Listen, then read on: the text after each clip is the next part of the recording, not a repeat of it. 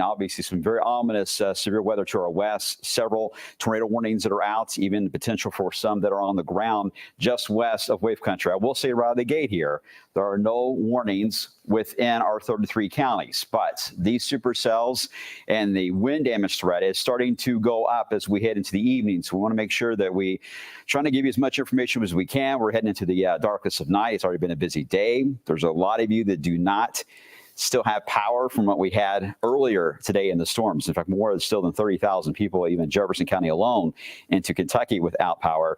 So watching right now on social media and on the WAVE News and Weather app is probably the only way you're going to get information here tonight. So we'll make sure that we provide you with as much as we can as we head through the evening hours. It's a good time right now, while we are waiting to see what happens as these storms get closer to us, that we prepare for, obviously, for the potential for damaging weather to come into the area. Know your safety spot, know where to go if you need to get out of an area that is unsafe. So if you're in a mobile home, try to call up someone, a friend or a family member that does have a more sturdy structure you can get into, and then just kind of anchor down there for the night. Also, if you know anyone that is camping, these thunderstorms, as they're rolling in from the west, will have a tremendous amount of rainfall with them. Some of the estimates we're getting already from the data would suggest about a 2 to 3 inch rain total can easily come out of these storms. Even though they're going to be moving fast, they're putting down a lot of rainfall. And if you've already picked up a lot today, and a lot of us have, this will only make the flooding situation worse. And being at a campground, we've already seen some campers have suffered damages from the wind alone, but obviously rising rivers is a concern. The Rough River is going up. The Green River is going up. So if you know anyone camping, make sure they are aware of what's going on, and hopefully they can get out of the camper and get into a spot, as most campgrounds do have a shelter they can get into and kind of anchor down. And again, they can watch us on streaming if they're able to do that, kind of guide them through as we get through the next few moments. I will say that we've got, again, several of these tornado warnings here off to the west. That's been our biggest concern, is how these are going to evolve as they move across areas of western Kentucky. So let me take you to a couple spots we're watching. First off, there's one supercell that is located very close here to the Owensboro area. That is one that easily can still maintain its intensity. So far, I haven't heard anything confirmed on that, but it is heading right toward, if it holds together, at the point of Hancock County, and perhaps getting awful close to Perry County, if it holds together. And this is the one that so far, you can see the debris signature showing up there, that spin. Look at that hook echo there. Ryan Hoke is watching this as well with some of this. This is around Eddyville, Kentucky, Ryan, and this has been producing some debris for a while. Do we know yet? I'm not sure if you're able to check how high that debris has been lofted or anything, or do we know at this point if this is still on the ground? What are you hearing? Okay, so we do know this is on the ground right now because we've got the confirmation with the debris you were just talking about here. Looking literally at X or Twitter here at a large cone tornado about 20 minutes ago that this storm produced just north and east of Eddyville. That blue spot you see here, that is the debris on radar. This is a tornado emergency, which is fairly rare to get in the Commonwealth of Kentucky here. This is going to stay just north of I-69. Dawson Springs is going to get a real close shave with this. If you know anybody in Madisonville, pick up the phone. Give them a call right now. This is not a situation to kind of hem and haw, go, maybe I shouldn't. Maybe they're not awake. I don't know. This is one of the most dangerous, tornado situations you're going to see in Kentucky in the peak of severe weather season here. And you see that little debris marker that's on there. That's the radar data saying, hey, this is so obvious that there is debris on radar that even I can see it, right? And that computer is not trained as well as a human eye is on that. So yes, this is a problem. We will look to see just how high up that debris has gone. I'm sure we're probably 10,000+ feet on that, the way that I've been seeing this radar signature here for quite some time. But this will likely go down as a pretty strong tornado here, Brian, the way things are trending with that particular supercell. Again, that's moving toward the Madisonville area. This is all still just not within our counties, just west of us, but we're tracking these because they're heading toward us.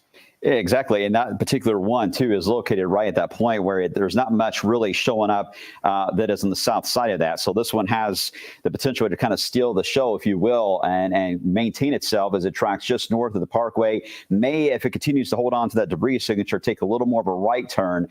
So we'll keep an eye on Grayson County and just west as you head towards, say, Muhlenberg County and even parts of Ohio County as we head to the next few moments. You see another extension there of that tornado warning that's back toward areas areas of the Wabash. Let me put this into a loop so you get the idea of the motion. Now, I know you're seeing storms there across Lawrence County into Washington County, Indiana. These are not severe. Ryan and I were kind of looking over the data here the past hour, trying to figure out different boundaries here that these are feeding on. The official warm front is north of here, but we're thinking this is likely becoming the warm front with a little what we call an MCS, or a complex of severe thunderstorm wind that is about to develop. So this area, we'll be watching it. It will likely contain a lot of heavy rainfall. You could get some hail reports out of this that may increase if it maintains the structure across areas, again, around Lawrence County all the way into, I would say, western side of Jackson County. But we'll monitor that. At the moment, nothing severe, but a lot of lightning. I'm sure it's getting your attention there into Indiana. Louisville right now is quiet. Really, most of us and most of you that are watching, it is quiet, but boy, it is very, very noisy. Now, here is another concern that we've got as we head into this evening, as we've got these supercells that are kind of forming into one big giant line, or a bowing segment. Once all of this comes together, I think the Eddyville tornado, I think it's going to be a little different. It may stay ahead of the line for a while, but the rest of these supercells are already starting to bump into one another. It's getting crowded. Now, the good news about that is you take down the hail threat and you start to reduce at least the large tornado threat. You don't get rid of the tornado threat entirely, because once these cells do indeed merge, there's a lot of twisting that goes on. So we may see an uptick in tornado warnings once they all collide here around the Evansville area, just west of Tell City and west of Jasper, Indiana. But once that happens, we enter phase 2 of this storyline. Phase 2 is going to feature a line, a very strong wind that is going to track right across, I would say, a good chunk of central Kentucky as it moves on through. We're thinking right now this area around Jasper all the way down to just where that tornado warning is. This is a corridor where the wind, once they can gel together, can easily get up to about 80 miles per hour, perhaps even a bit higher if there's a bowing segment that can work out ahead of the line. That is certainly possible, and that is going to be a very similar setup as far as the straight line wind potential damage that we saw with round 1 that we had earlier today, but coming in from a different direction. As we've mentioned, we've had a lot of rain today, so the trees, two things with that. The ground's quite saturated. You get these storms rolling through with high wind. It won't take much to get trees to begin to topple over that have a weak root structure to them, very soggy ground. They can tip over instead of snapping. So that may be a little different scenario we may face with some of the larger trees, especially as we enter this evening. And then the second thing is that more than likely we're going to end up with a little more of the trees leaning in a different direction, because the wind was coming in strong from the south this morning. There will be a different angle coming in. So the trees are kind of getting a bit of a whiplash feeling here.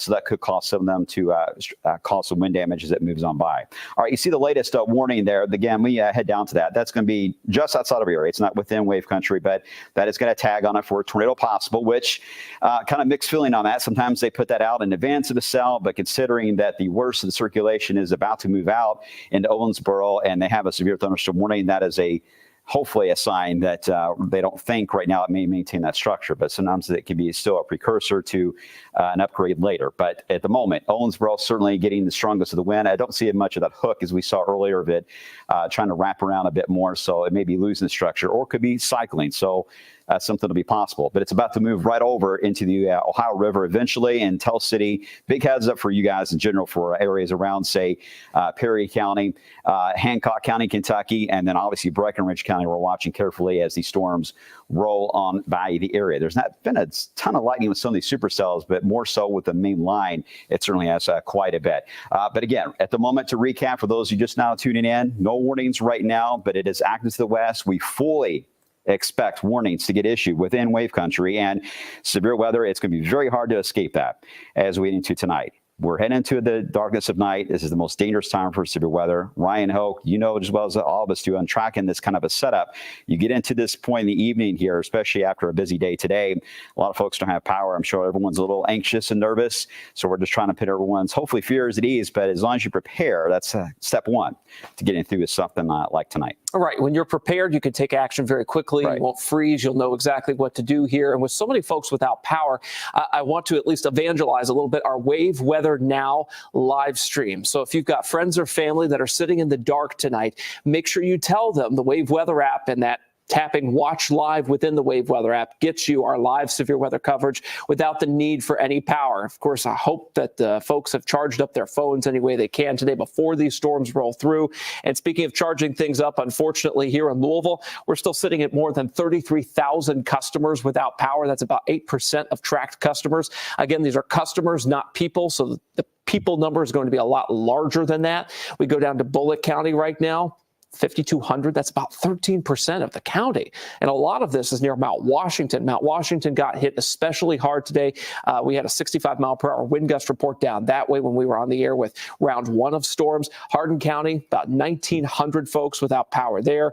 Breckenridge, 220. You get the idea. I'll do one Indiana county here, at least Clark County, about 792 people. With so many folks without power, we're heading into darkness.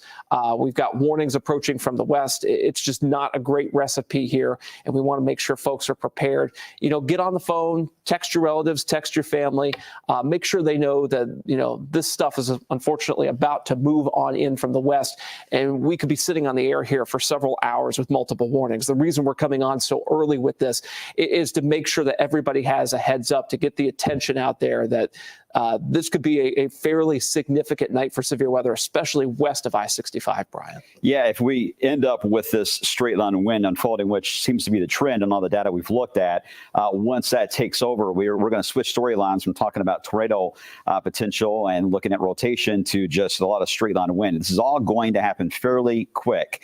So once that line can start to accelerate out, that is when we're really going to see the forward speed on this kind of race from one end of wave country to the other. I know it seems kind of slow now, but we're about to fill all this in with warnings. And you notice the yellow, these are severe thunderstorm warnings. How far out in advance are being issued? That's going to be the next trend. You're going to see severe thunderstorm warnings getting way out in advance of this line, getting thrown out because it will be accelerating out there, right? I got an answer to your earlier question. Debris has gone up and touched the 30,000-foot marker on this tornado near Dawson Springs. If you were to look at the studies on that, that would potentially be a violent EF3 plus tornado down that way right now. Not good. Going on right. A lot of folks there in Dawson Springs. Yeah. So I know a lot of people that are from there and have friends or family there. I know a lot of students when I went to Western lived there in Dawson Springs. So a lot of folks in that community. So we'll, hopefully everyone's okay and in their safe spot. But that particular supercell that Ryan's talking about is the one that is probably going to last, the way it's looking now, a bit longer as it tracks off to the east, more than likely. All right. So again, here is the line of storms we're tracking. And again, we're across Indiana, not exactly severe. I'll take you there in a second. But this is the one supercell that at the moment that is standing out, is jumping out ahead of the main line. Again, it's got that debris signature. And typically with these, again, if it holds onto that structure, it's going to take a little more of a northeast and eventually a little more of an east turn. We'll see how much of that angle of a clip it makes. Eventually, the line that is going to become that big wind maker here very soon is going to catch up with it because this is moving slower. I believe this is moving at about 30 or 40 miles per hour. This line is accelerating to over 60 miles per hour. And eventually, that's just a matter of fate there. They're going to be eventually combine together, producing the high wind setup. So what are we looking at on times? If you're watching along I-65, especially here into Louisville, we're still thinking as we get closer to the 11 o'clock hour to about midnight, that's when we should have warnings, at least the line bearing down on the area. It will only take, I would say, 25, maybe 30 minutes for it to pass through. If even then, it's going to be fast. But because it is fast, that's where we'll run into that high wind damage potential as it moves on through the area and then quickly races off to the east there. As we head off to the north, we're still keeping an eye on these storms again along this boundary that has been forming. It's been very slow to get them organized. Not complaining about that, but we need to keep an eye on these structures. They're starting to develop a little bit more of a cellular structure embedded into that line at the moment, especially around Bedford, right along 50, in fact, as you head off to the west, not too far away from Patoka Lake area. So let me kind of stop this. We'll put on some of the wind fields because that's something we're going to be watching carefully to see whether or not any of these are trying to rotate. Some weak rotation there, located just west of Spice Valley. And then in Bedford overall, that looks more like a downburst signature being noted, not really rotation. So at the moment, I do not see anything that is alarming on that side, which is good. But you guys are, again, right there on the edge of the boundary itself of that line as it's trying to lift slowly to north. I don't think it's going to go much more north than where it is there in 50. So the other issue, too, will, of course, be flash flooding that could develop because it is not going to move very much. It's attached itself already to the main line that is heading to the east. So The heads up we're giving is for a lot of folks are going to be located, again, right along the path just west of I-65. We're able to calculate that based on the speed of what will become likely the forward motion of the main line itself. Ryan Hulk has those times for some of our communities right now. What you got, Ryan? Well, at this point, Brian, again, this is for the main line. So some folks are going to get hit by these supercells before the times that you see listed here. But the overwhelming majority of us will get hit by this main line here.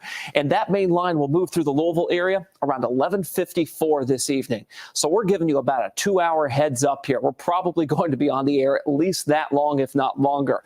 Madison, Indiana, just after midnight at 12:12. E-Town at 12:21. So we're looking at somewhere during the 11 o'clock hour for areas west of Louisville. For Louisville itself, a little closer to midnight, and just after midnight if you live east of the I-65 corridor, east of the Louisville area. Again, this is a rough estimate of the main line of storms moving through. I'm going to take this off so you can see what I mean here. There are front-running supercells. You see them out here a little closer to Owensboro and once again just north and east of Eddyville. These will hit sooner, and these will hit in areas closer to Perry County and Breckenridge, Meade, and Grayson counties, potentially well before the 11 o'clock hour here. Hence why we're on the air at 9:46 p.m. because during the 10 o'clock hour and make it very active within our counties west of Louisville, Brian. Yeah, just saw a statement coming from the Weather Prediction Center just saying flash flooding likely, just kind of highlighting what we've already been telling you guys, that as this moves through here, we're going to get more and more reports of that. If you are working this holiday weekend, second or third shift, just please use some extra caution traveling out there. Now that we're into nighttime, you're obviously not going to be able to see how deep the water is, especially if you're traveling a road you're not accustomed to. Don't risk it. Just make that decision and turn back around once again. So some of the first areas we'll be watching for warnings will likely be Du Bois County, perhaps even Perry and Breckenridge. That looks to be the spot we may get a few of the first warnings come out. So far, again, these across Lawrence County into Jackson into northern Washington have not gotten quite to that level yet, and we'll be watching that. More than likely, this is, again, going to hold steady as the main line pushes through, and you kind of get the idea when this begins to animate how this is all coming together, almost as like three different storylines, and in reality it is. You've got a massive supercell located not far from Dawson Springs. You had a former supercell that's trying to hold on as its own, but it's about to lose the fight. It's about to get absorbed completely into the actual line itself. And then you've got another boundary located along US 50.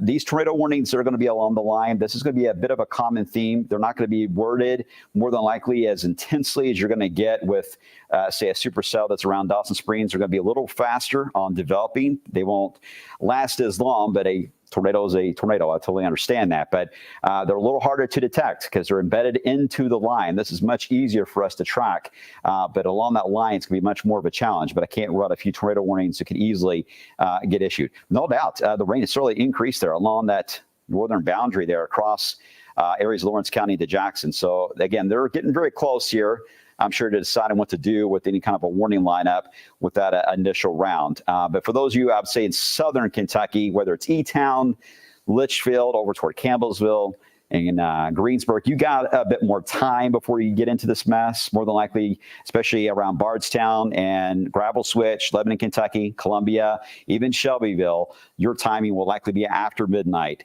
before you have to deal with this mess, but certainly a lot sooner if you're west of I-65, and Louisville will be likely right there on the edge of that as it moves on by the area. So let me show you the live look again. This is into New Albany, where again we've got that wind trying to pick up a bit more. Can't really see much in the camera because it is the darkest of night. And right now we do not have any warnings on this list, but some of the warnings that may show up as we evolve here for the next few hours will likely be flash flood warnings, Ryan.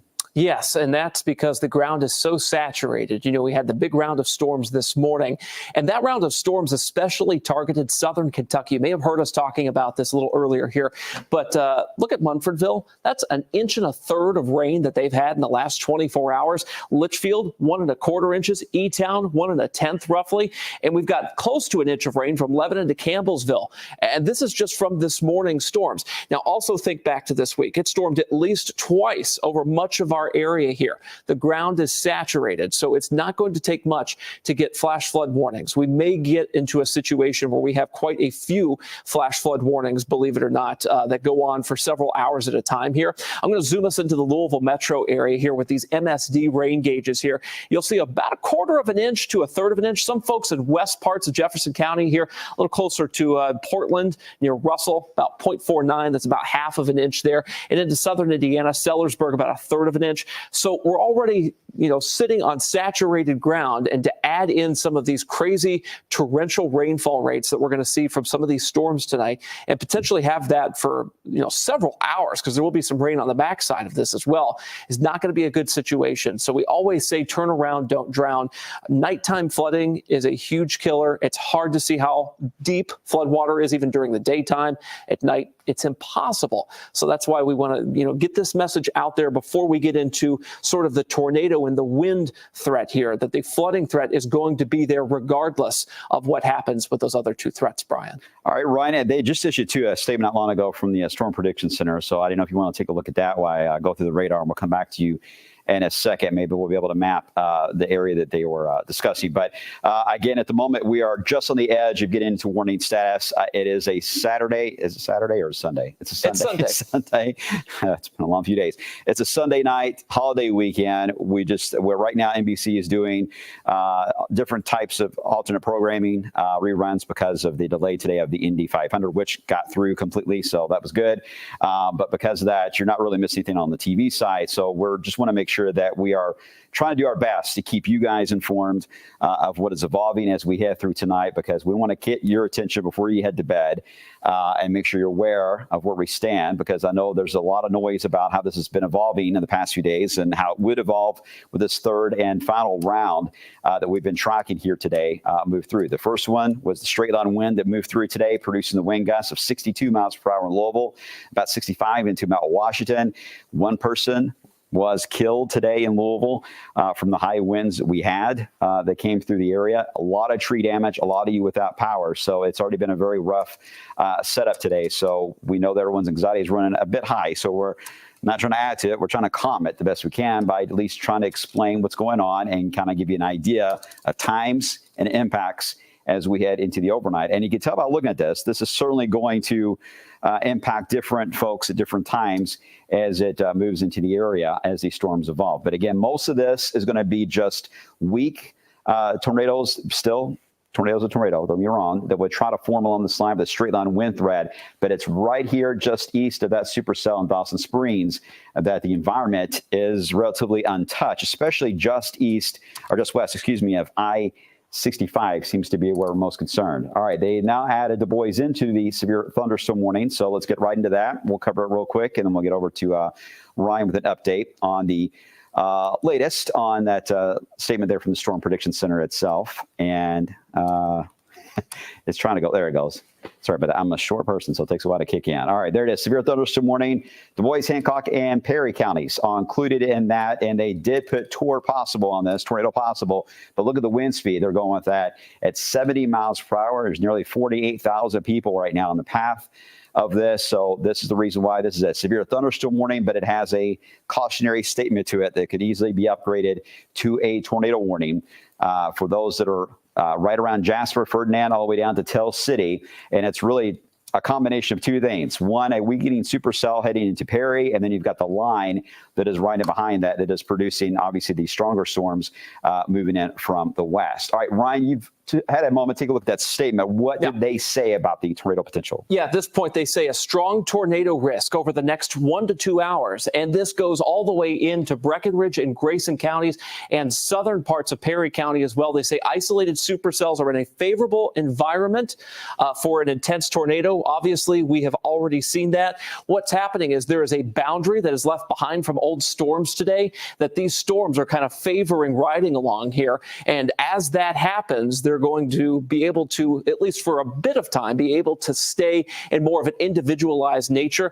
That's why this sort of Eddyville to Dawson Springs, Princeton tornado right here exists in the first place. It's been able, the storm has been able to stay in its own environment, not be disturbed by any storm south of it. You need that warm flow from the Gulf of Mexico straight into it in order for it to produce a very strong, damaging tornado like it's doing right now with the tornado emergency there near Dawson Springs. But these storms to the north, it'll be interesting to see as they're starting to form on their own boundary. These supercells have all kind of coalesced together into a line here.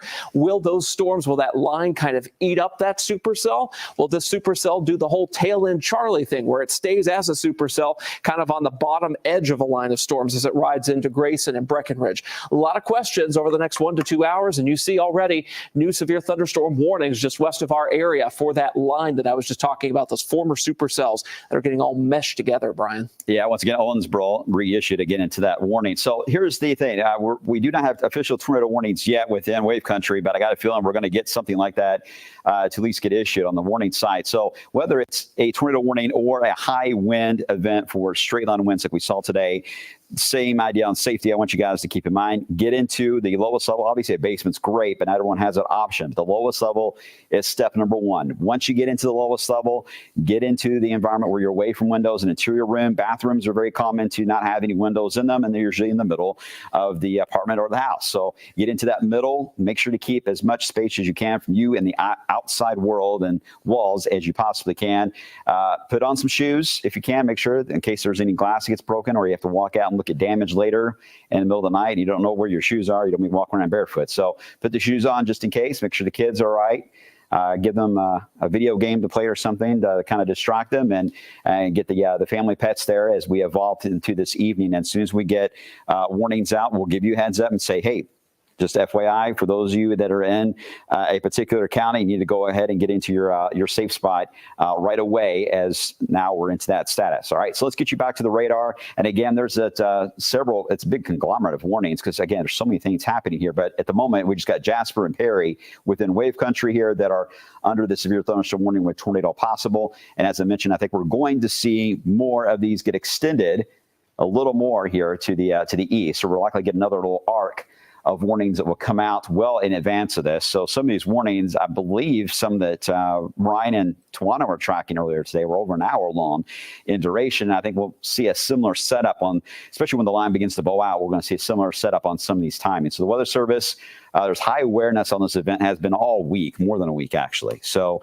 every Weather Service office, whether it's in Indianapolis, Louisville, or Paducah, or even St. Louis, they're all working together, coordinating on how to get all these warnings out in time. They're the ones that issue them. We relay them. We try to help pass that message along and do our own analysis at the same time of how these are going to evolve. Again, I know it's storming right now across areas of Jackson County into Lawrence County, Indiana, but nothing severe. This is right across an area at the moment that is not exactly favorable for a lot of development, so they'll stay relatively quiet there for a bit longer, mainly just some downburst winds and lightning, maybe some small hail. I wouldn't rule it out. But at the moment, Louisville's quiet as well. Again, we're thinking it's 10 o'clock, almost 10 o'clock. I would say about 90 minutes looks to be fair, maybe less than that, that we will start to get some of this action a little closer into at least the metro area. Still getting that debris, though, showing up across areas of West Kentucky. As you head toward Dawson Springs, you can see it there showing on that spin. It's not as well defined as it was earlier, getting a little more rain wrapped into this area, and don't see as a definitive hail core. Actually, there's two different notches that are beginning to show up on this one, so we may have more than one spin. Okay, that was the statement about the other one located up here to the north. Santa Claus, Indiana is under a tornado warning with a tornado observed tag on it right now. That's important to know. A lot of folks right into there. Yeah. I don't know if they're still open this late or not. I doubt they would be with the storm threat. They usually are pretty aware of all that and get everyone out of the park before they get to that level. So let me kind of back you up a little bit as we head back to the, I'll get back to the east here. All right, here is the Santa Claus, Indiana area. And again, it's right on the edge of that that warning. So there's that severe thunderstorm warning that encompasses the Santa Claus area. And then you got, of course, the tornado warning right on the edge of it as well, moving on through. So kind of a mess as it kind of evolves. Let's look at some of the wind fields on this across areas, again, southwest Indiana as you travel near Ferndale, around just south of 64 near Santa Claus. The only thing we see right now, it's got a little bit of rotation, is on the southern flank of that as you get closer to the Ohio River. Look at that wind field not too far away to the west of Owensboro that really gets our eye. And certainly a lot of intense wind along I-69 there as you head into Indiana, just outside of our area as well. And that's near Barton, Indiana. That's quite a notch, by the way, up that way. That is something else. So we'll have to watch that, especially for like Du Bois here coming up shortly, as that starts to kind of dance along I-64 toward us. All right. So again, here are the wind fields. This is just telling us the general wind idea. Green is where the wind is blowing toward the radar beam. In this case, our radar that we're using for this particular moment is at Fort Knox. Red is the wind blowing away from it. So it tells us right now we do have a southwest wind blowing to the northeast into the viewing area. And then again, you get, when we see these kind of get flip-flopped around or end up in an odd pattern, that's when it tells us that the storm is rotating and things begin to change for us fairly quick there. Let me get you back to the radar portion of this and kind of play it out for you guys as we're, again, tracking this. It's now 10 o'clock. You're watching WAVE here as we're doing our extended coverage on a busy night here on this Sunday night, as we've had severe weather, and it's been happening in phases today. This morning it started right out of the gate, especially around the noon hour.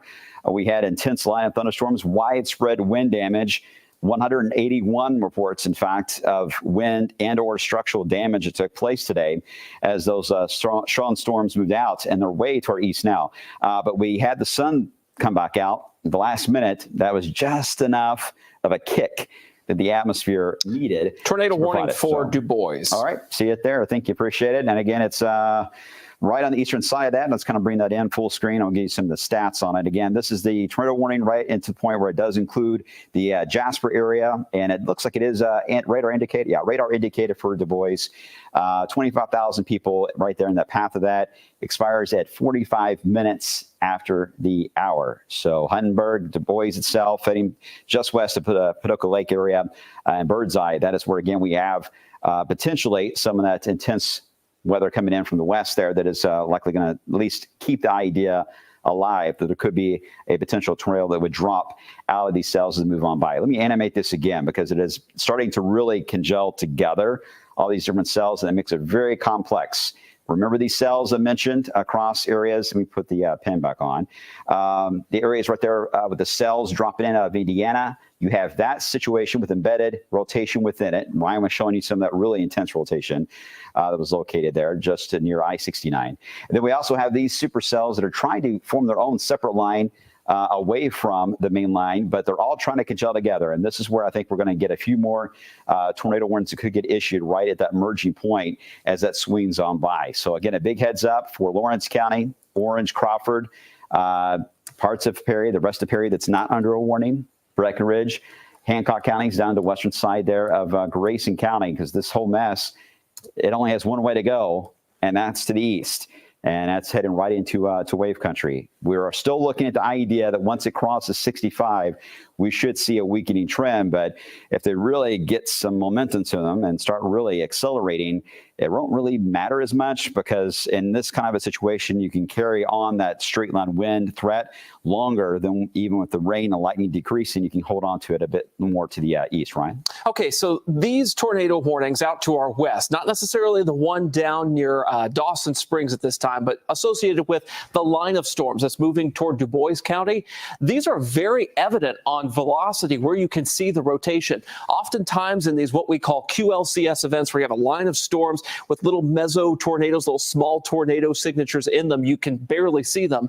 These are very evident tonight, and these are crossing the I-69 corridor near Linville, Indiana right now, pretty much just north of I-64. So if you're in Ferdinand, if you're in Jasper, now's the time to be in your tornado safe place here. Technically not in our viewing area, but we do serve those folks, of course, on social media and live streaming here. So make sure you take your tornado precautions. It is time. We've got the rotation on radar out there. And one thing I did want to check up on for folks who may have interest down in, of course, near Dawson Springs here, just east of of Dawson Springs, and this is going to be starting to head a little closer to Madisonville and Central City, is the wind velocity north and east of Dawson Springs. That is one of the strongest wind velocity signatures for a tornado you will ever see on radar. What are we getting as speeds on that? Yeah, and the speed, I was actually getting ready to query that. You literally read my mind here. And it looks like it's rain wrapped too. It likely is, because there's just a ton, 113 miles per hour gate to gate shear on that. That does not equate, by the way, to true tornado wind speed, but that gives you at least the rotational speed within the cloud, and what could be happening down at ground level may be different than that, maybe worse, maybe better.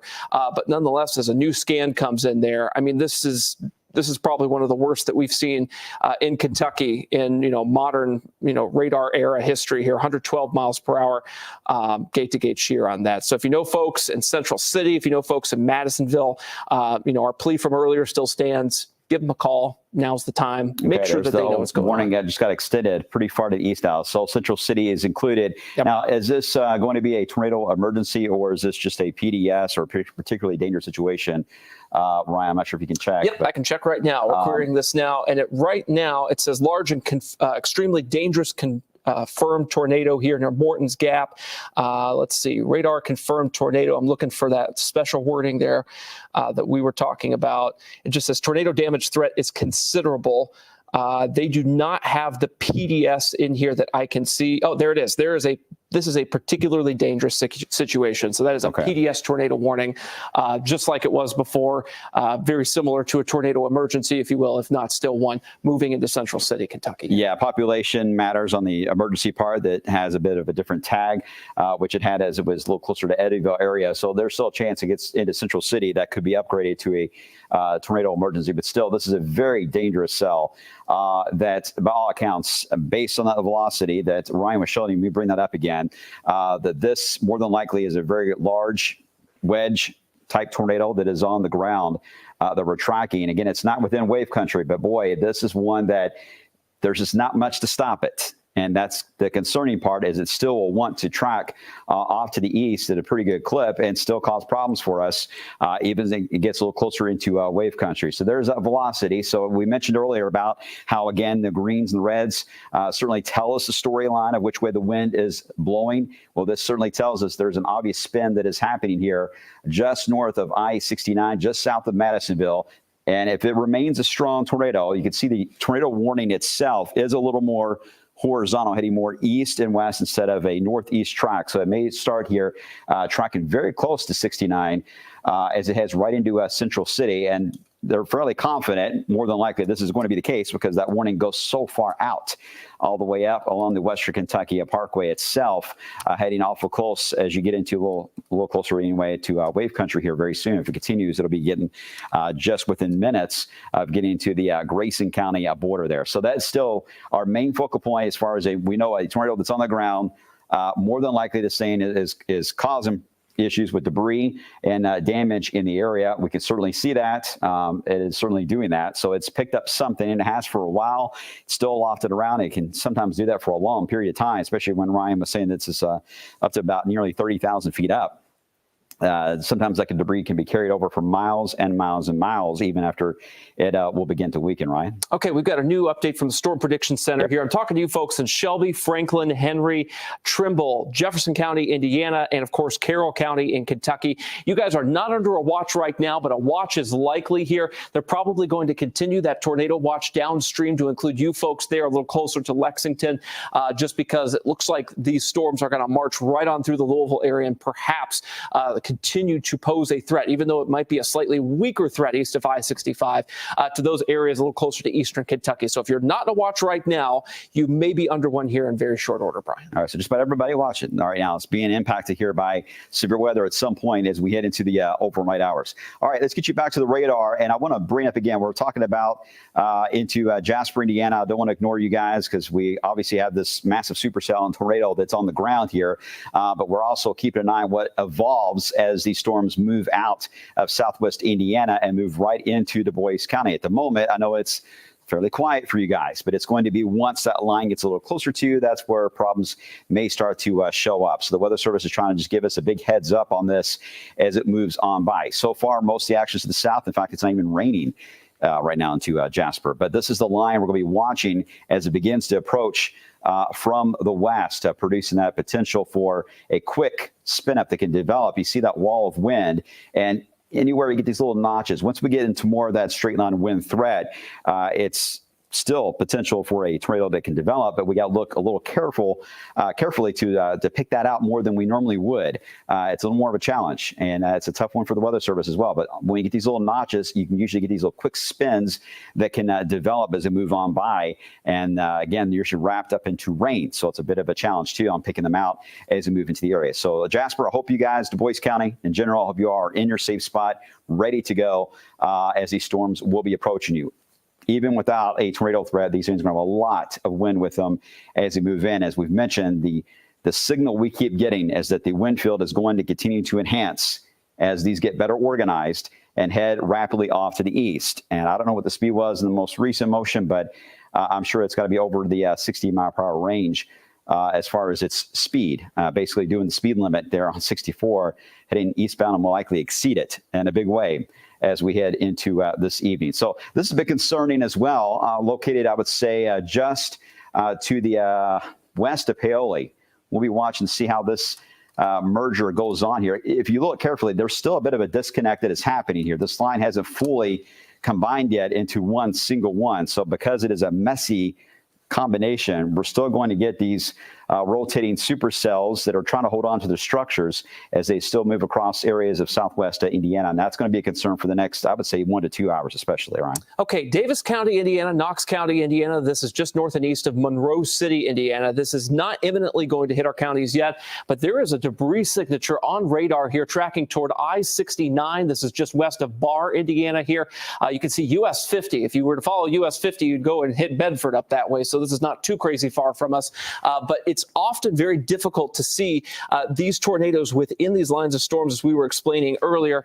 You'll see here that the rotation is definitely there, but it's not quite as clear as if you put on the actual debris product there. And boy, that yellow dot really stares at you there. So that's been on the radar for at least a few scans now. So not only do we have tornadoes embedded, likely within this line of storms now moving through, but we're also able to see the debris in them as well. And to see that in a line like that, that's pretty significant, Brian. Yeah, let me know if you hear anything from the Weather Service office there out of, I think Paducah controls that one, what they're hearing as that rolls on through.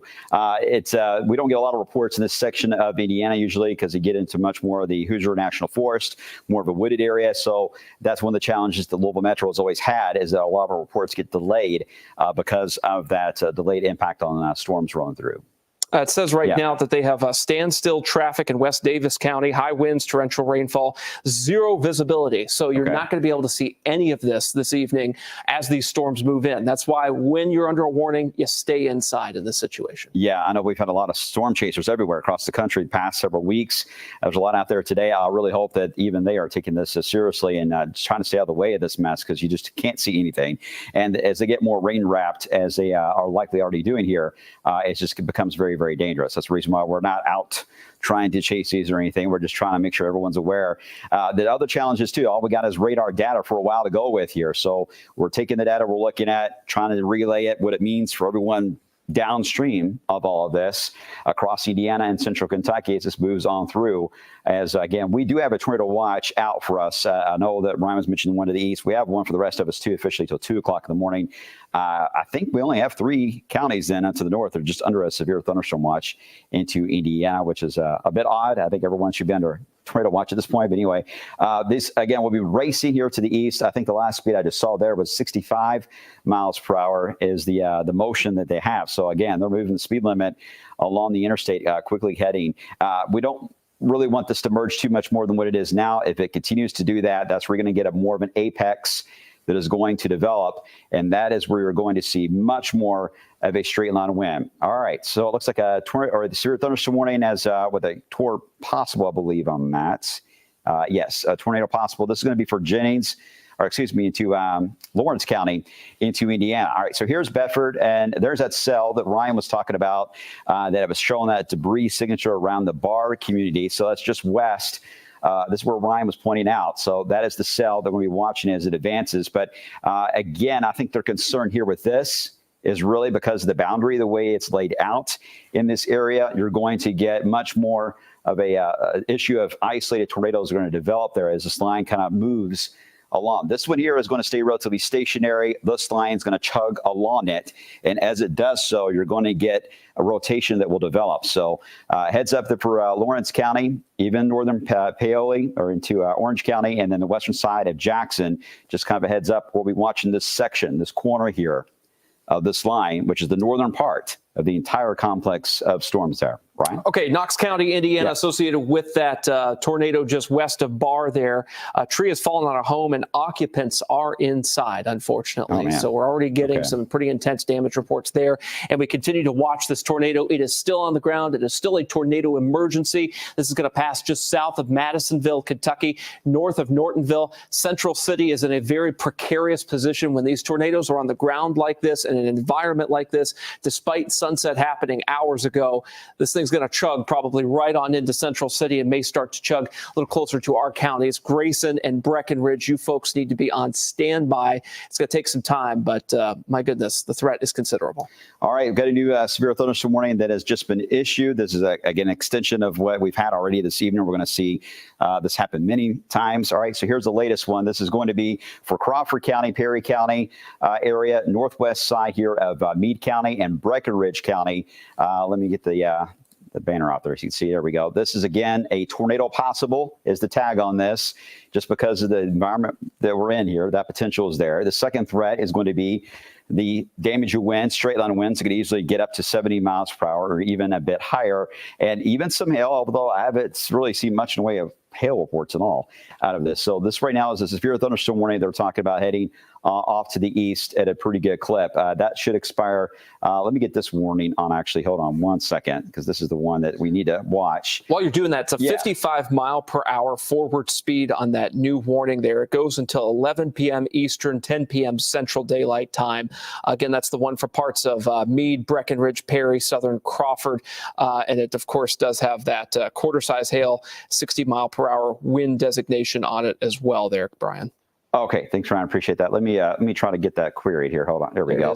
Again, that would be Du Bois. A lot of boxes popping up. All right, there it is again. Meade County into Breckenridge County and Perry County. This will be out until the top of the hour. So this is a little different wording on this. So this one does not have the tornado possible on that one. So kind of a correction there. But this will go into the top of the hour, 10 local time or 11 o'clock. Eastern time as we're watching for that one. Right now, within our particular scope, we're looking at about 210 lightning strikes in general, just for this complex alone. It's really the same storyline, too. Again, this was a tornadic supercell at one point that is right over Tell City. That is weekend, but it is still allowing for a bit of an apex here. This is the one that still has the 70 mile per hour wind potential with it.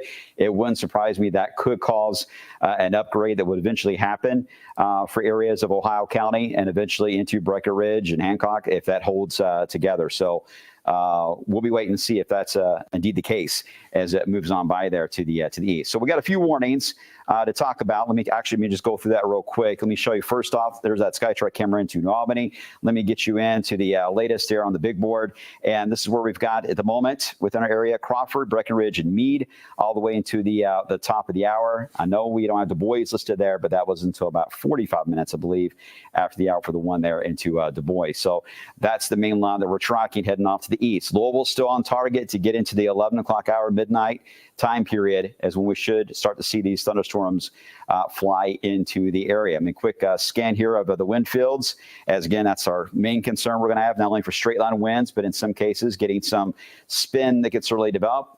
You can sort of see that there. It's right on the edge of the radar beam from Fort Knox, but certainly just even looking at the light shade of blue that is located here across areas of southwest Indiana, that in itself tells us there's quite a bit of wind that is even just straight line wind that is pushing rapidly right there into the Du Bois County area. So we'll see what happens as that advances to the east, and then you see those notches that try to form a little further down the line there. So kind of a mess. It really is as it tracks off to the east. I'm hoping this will end up weakening, or we don't get the reality of what the environment is allowing for some of these storms to have that potential for. I hope so, because we've already had a rough day, but we just can't take that risk in a setup, especially at night. We got to make sure you guys are aware of it.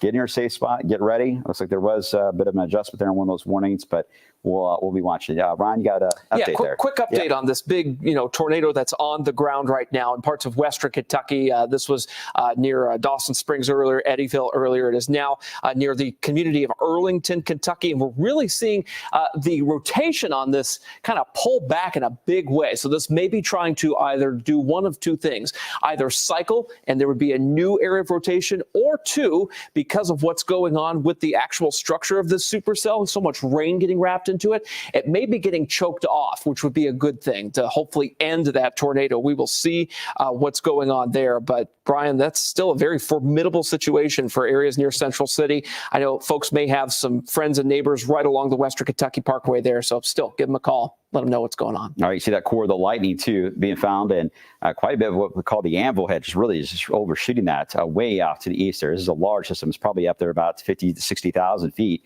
At the moment. Okay, so the warnings we got, to kind of recap, we got the Lawrence County warning we're watching, a few embedded tornado warnings around areas of Jasper. And again, so far that we don't have anything that looks overly threatening right now for Du Bois County. It's just that potential is there that we could get some type of a spin up that can develop. Right now, it mainly just looks like strong winds moving into the area, but it won't take much to get things to spin on a line like this, especially with a lot of merging cells. So this is still mainly a precautionary setup that there could be a brief tornado that can develop. Either way, you're still going to get a lot of strong wind, all right, when that moves into Du Bois County.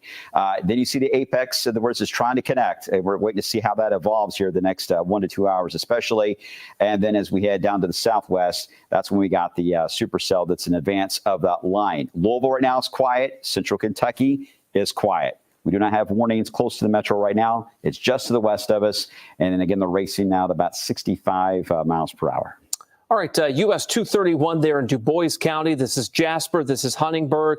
It's go time for you folks. We've got the winds moving in at 72 to 74 miles per hour, queried via radar. This is not what's being seen at ground level, by the way, but at least, a couple thousand feet above your head there. Those winds are screaming at that speed, and they could get channeled down to the surface here, and you would see those damaging wind gusts. So it looks like we just got a 50 that was measured in Ireland. Okay, so 50. So that's actually what's being measured at the ground right now. These are radar indicated speeds. So it's the core of the wind now moving through Du Bois County. All right. And it's going to be accelerating, too, by the way. So that's the reason why, again, you're going to see a lot of these warnings get really lengthy on how they're drawn on this map as it moves on by. It's interesting to watch the cell, too, down to the southwest, the supercell that is around not too far away from Central City at the moment, how it evolves, especially just ahead of the main line, because this was the area that the National Weather Service and the Storm Prediction Center were kind of highlighting as a concern that we could end up with more of a additional strong tornado threat there. So it's something we'll be waiting to see if that's indeed the trend. It's still so far is just out in advance of it,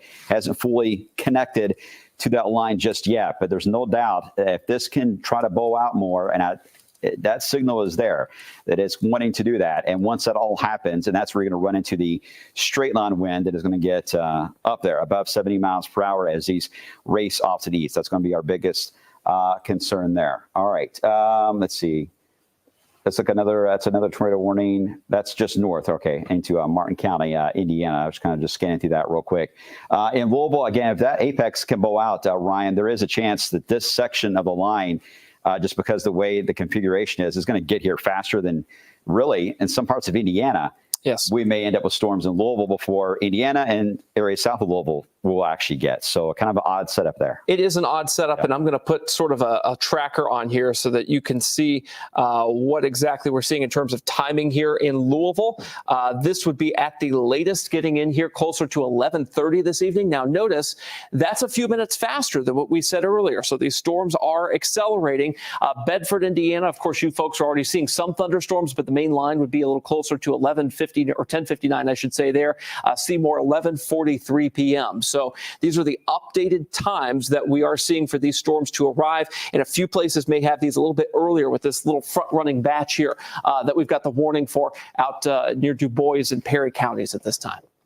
All right, thanks, Ryan, because those times are important and crucial, so we appreciate that. That's going to be our key as we get into this evening as these evolve quickly off to the east. We're still, again, I think the 11 o'clock, I don't know if we're going to have 11 o'clock news tonight. I think we're going to be still covering this with the warnings passing through the way it's looking. But let me kind of get you back to the home view and kind of scan through this and kind of do just a quick recap, because I know a lot of you are either have been trying to enjoy part of your plans here for this holiday weekend. I understand that, or you're trying to take up some of the tree damage you may have in your yard today, and you're coming in from the evening, you're like, oh no, are you kidding me? We're doing this again.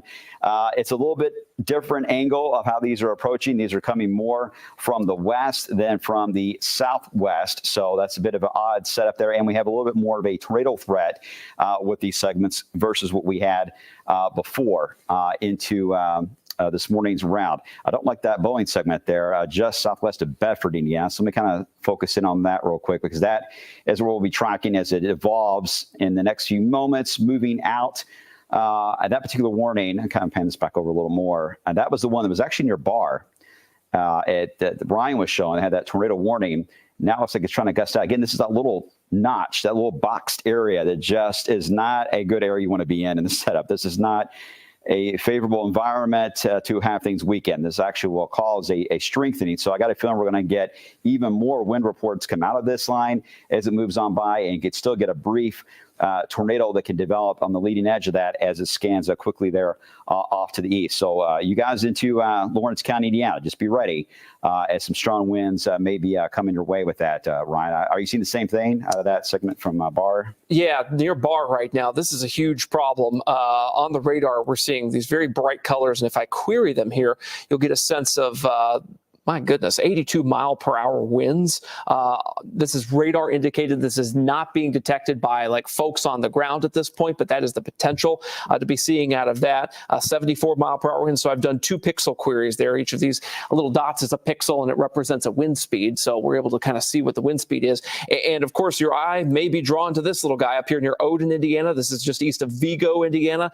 And that is what's causing the tornado warning that's just south of Furnace, Indiana at this point. And that's just west of Lawrence County there. That rotation probably going to move into Odin. It's getting ready to cross I-69. This has been the day of tornadoes crossing interstates, Brian, and I think we're getting ready to see potentially another one happen down that way. One thing I do want to do before I toss it back to you, though, is look at the debris signature.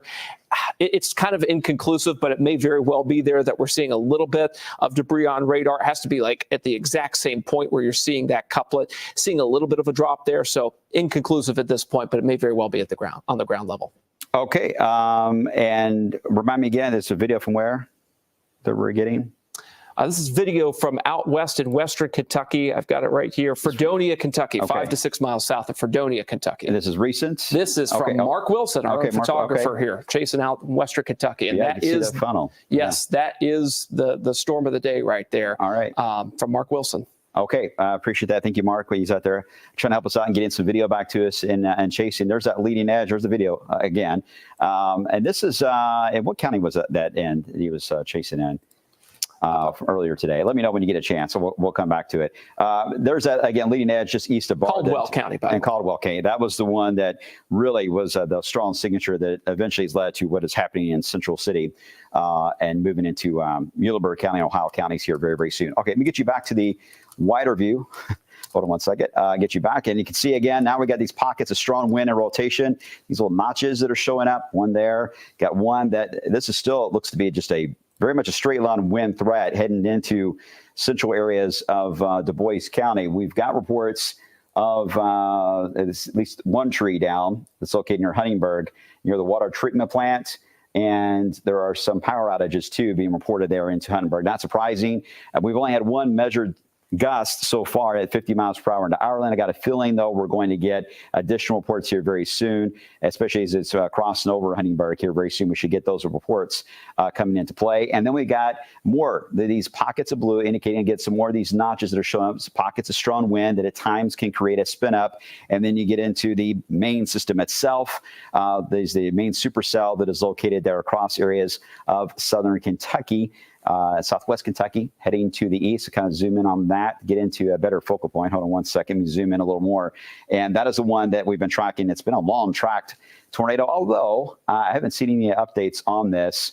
And It looks like it may have occluded, by the way. Yeah, I don't really see that signature anymore. It looks like the rear flank draft, as we call that, is taken over and swung around. So now we're just getting mainly straight line winds out of this. This is a good thing. This is not a bad thing. Still a lot of wind, but at least we're losing that large tornado signature that we had earlier as this heads off to the east. But still, for those of you in Ohio County, there we're going to be watching that as it heads off to the east here at a very good clip at about 50 to 65 miles per hour, depending on what portion of the line you're on as it moves on by. I saw they did update that tornado warning around the Bedford area. They're still watching that. Just west of Bedford, the warning itself is a large one. I mean, it encompasses a lot of counties in Indiana. So Lawrence County is just part of it all.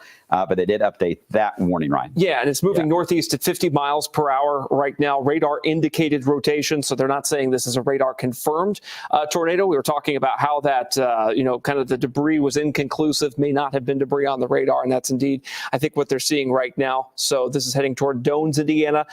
This is going to be staying probably just north of Bedford. If you kind of draw a line from the bottom edge of this polygon, notice that Avoca will probably be involved in that at some point here if this warning were to continue downstream. So we'll watch that for folks in Avoca, Indiana, northern Lawrence County. You'd be next in line for this. And Ryan, look at your image there. That's a very wooded terrain that we're looking at. So again, it's going to be hard to get a lot of reports. Yeah.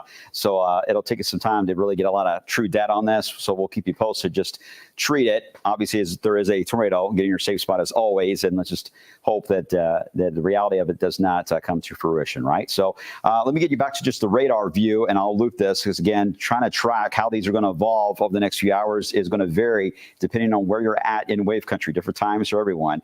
But Indiana, right now, we've got that combination trying to happen with the supercells from earlier today. They've actually lifted north and now have tilted to connect in with the apex of the line itself. And I still think this is going to be the main stories. Once this gets organized, this is what's really going to surge a straight line wind threat. It's really going to accelerate across, I would say, central Kentucky and may even include Louisville. It's going to be close for Louisville. And then we got a separate area. I think for a while, we're going to end up facing a tornado threat that may linger. This band of storms that's got that high wind with it is going to continue to push to the north and east and feed right into that. So the whole thing itself will likely still produce some type of rotation as it moves on by heading into Lawrence County. So that's something to watch there, but it has lifted at least north out of Jackson and Jennings for the moment, but only to see it come right back around again, Ryan. Okay, hello, folks in Cloverport and Cannleton. We've got strong winds moving in. You're under the severe thunderstorm warning. The radar is detecting 72-mile-per-hour winds in the storm aloft right now. That's moving through Floral, Kentucky, near Chambers at this point. This big burst of wind is going to scream right into Cloverport there as that starts to move into Breckinridge County. Stand by, Hardinsburg, Clifton Mills, Irvington, Raymond, Ammons.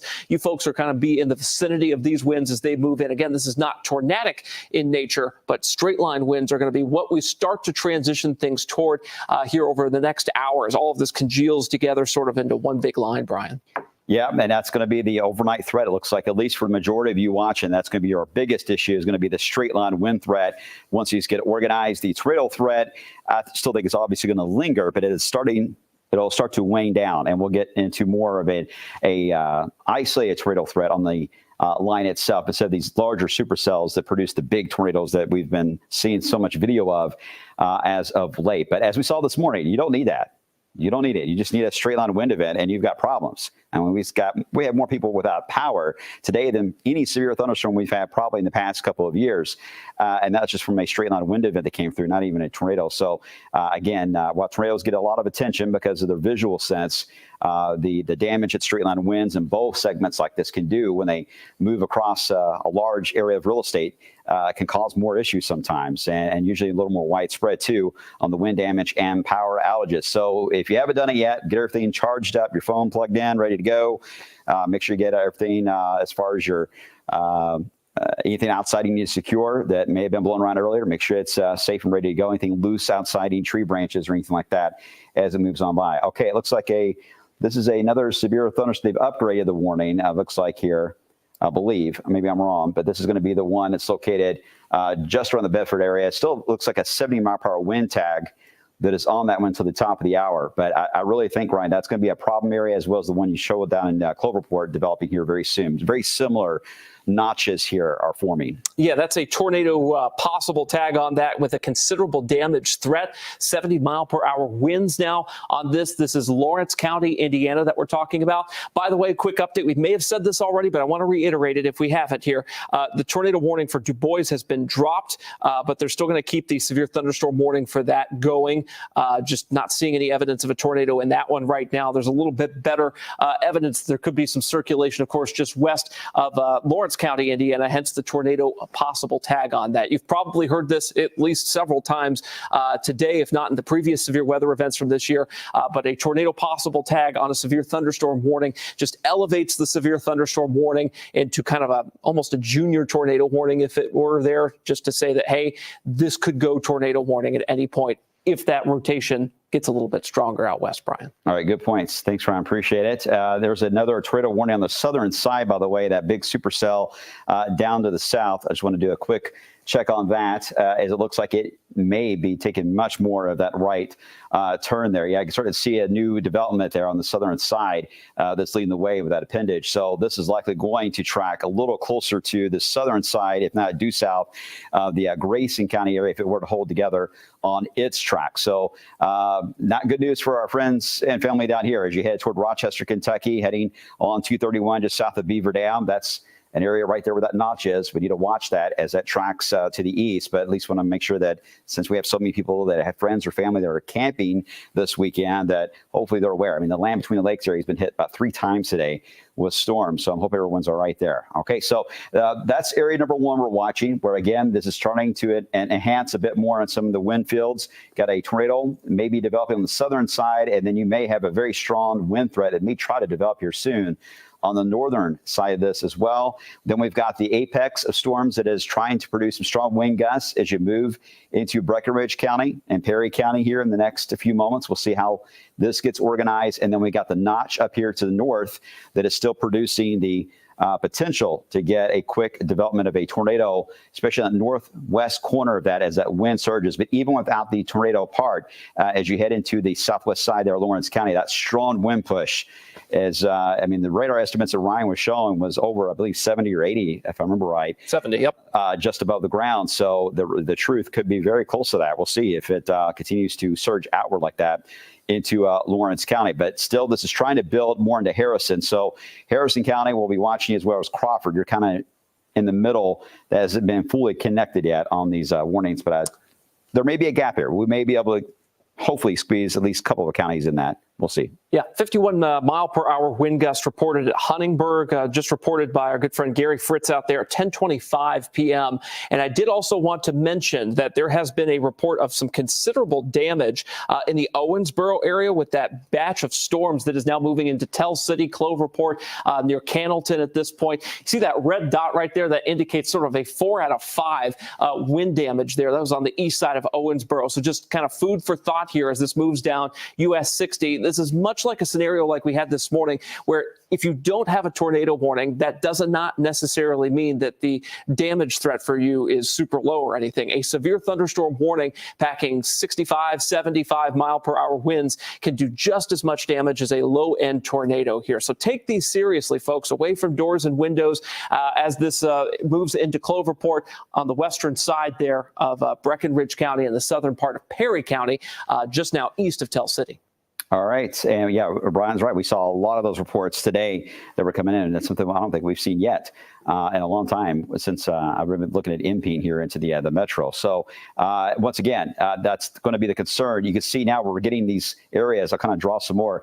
We're seeing these surges. Obviously, this is the one that's got the main tornado threat at the moment. We'll see how that will evolve as it moves along areas of the Western Kentucky Parkway heading toward Grayson County and eventually Evanston County, Butler County. We'll see how that translates. And then as we head up to the north, there's that, again, strong wind push moving into areas of Breckenridge, Meade County, southern Crawford County. And then they've lost a tornado warning out of this areas just northwest of Bedford, Indiana, as a surge in. And Ryan, I'm about to go to you. I saw there's a statement, too, coming in from the Storm Prediction Center. And it mentions Louisville directly here. Right. Well-developed Bow Echo will approach the Louisville Metro in the next hour, significant damaging winds of 75 miles per hour or greater are possible, along with what we were talking about earlier, QLCS tornadoes, meaning tornadoes within a line of storms that are a little bit harder to detect and may not be as strong, but can still do a lot of damage here. So the Storm Prediction Center literally talking about Louisville in one of these mesoscale discussions. You don't see us named in that very often here, so that is significant. No, and I know it's alarming to hear when you hear significant wind damage and 70 mile per hour plus winds moving in, but it is going to be, again, how this it'll almost take on a shape that will look like an arrow, like a bow and arrow, where it's trying to push outward right into the metro. We'll see if that indeed is the surge we're going to get as this winds move through. One sign that is likely going to be a growing threat is back here to the west. If you look at all the general light rain that we've got back here across areas just west of where the warnings are at, this area is expanding, indicating what we call a cold pooling that's starting to happen. That air is really sinking rapidly and pushing outward, and that is allowing for this to really become a little more of a stronger Boeing segment as it evolves toward I-65.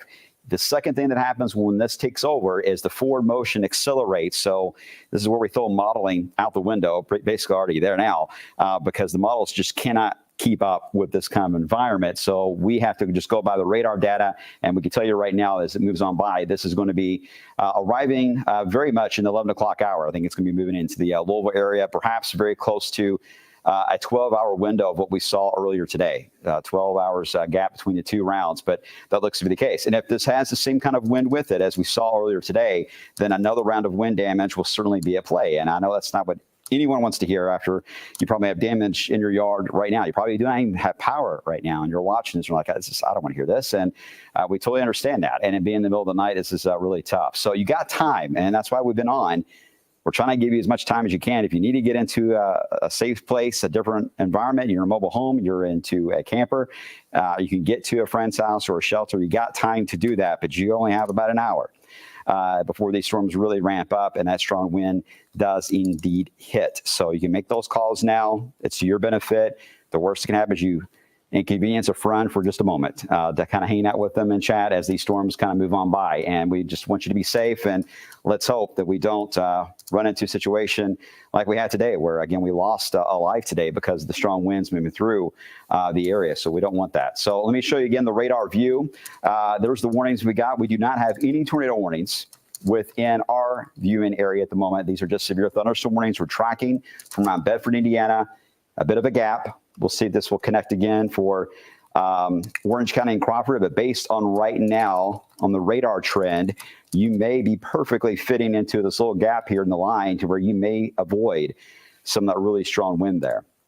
I'm hoping that's the case, but that seems to be the trend right now on the radar, which means it just picks back up again on the strong winds as you head toward areas of very far southern Crawford County, cross the Ohio River, head into Breckinridge County.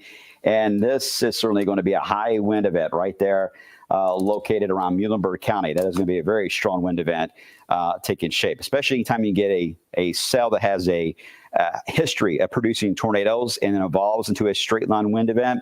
Yeah, your wind fields on that can really go haywire. So that is going to be aiming just on the fringes there. I would say Butler County and very close to Grayson County looks to be where that may trend as we head through the next few moments. In Louisville, again, just some light rain so far. That we're seeing a few drops out there. We'll see what happens if this indeed can bow out. I know the Storm Prediction Center said that they're concerned about Louisville, but we'll see if this can connect, because that's going to be our threat, is will this indeed form a complete bowing segment and really enhance the winds? That's something that we're waiting to see on, because so far the strongest wind I've seen is about 51 miles per hour out of any of the storms that are coming into the area. So we don't have at the moment any severe wind confirmed. So far it's been all radar indicated, but that's the challenge, because again, we don't have a lot of ground truth yet until these get a little more east and get into a little more populated areas. Then we certainly start to see those ground reports come in, and we just don't want it to be too late to give you guys a heads up as it moves on by there. Let me zoom in real quick to the one that's in Breckinridge County, because that one gets my eye. It's moved just northwest of Hardinsburg. Got a severe thunderstorm warning out for that already, but that again is near the one that Ryan was showing you earlier. It was approaching Cloverport on the western side. It's already on the eastern side now. of Cloverport.